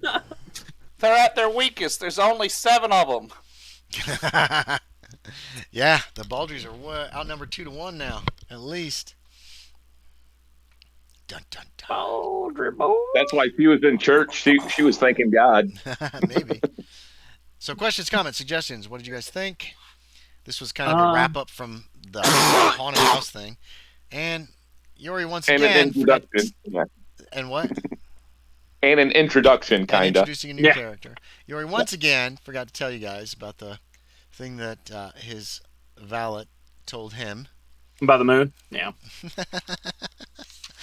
Babor. That was your Babor. intelligence check, Yorie. To I let's see figured if that's you what it was. remember. Well, did you? Well, then why didn't you tell them? I let the character forget. Oh my God. Okay, so next is 2 weeks. Does 2 weeks sound like a good time to play next?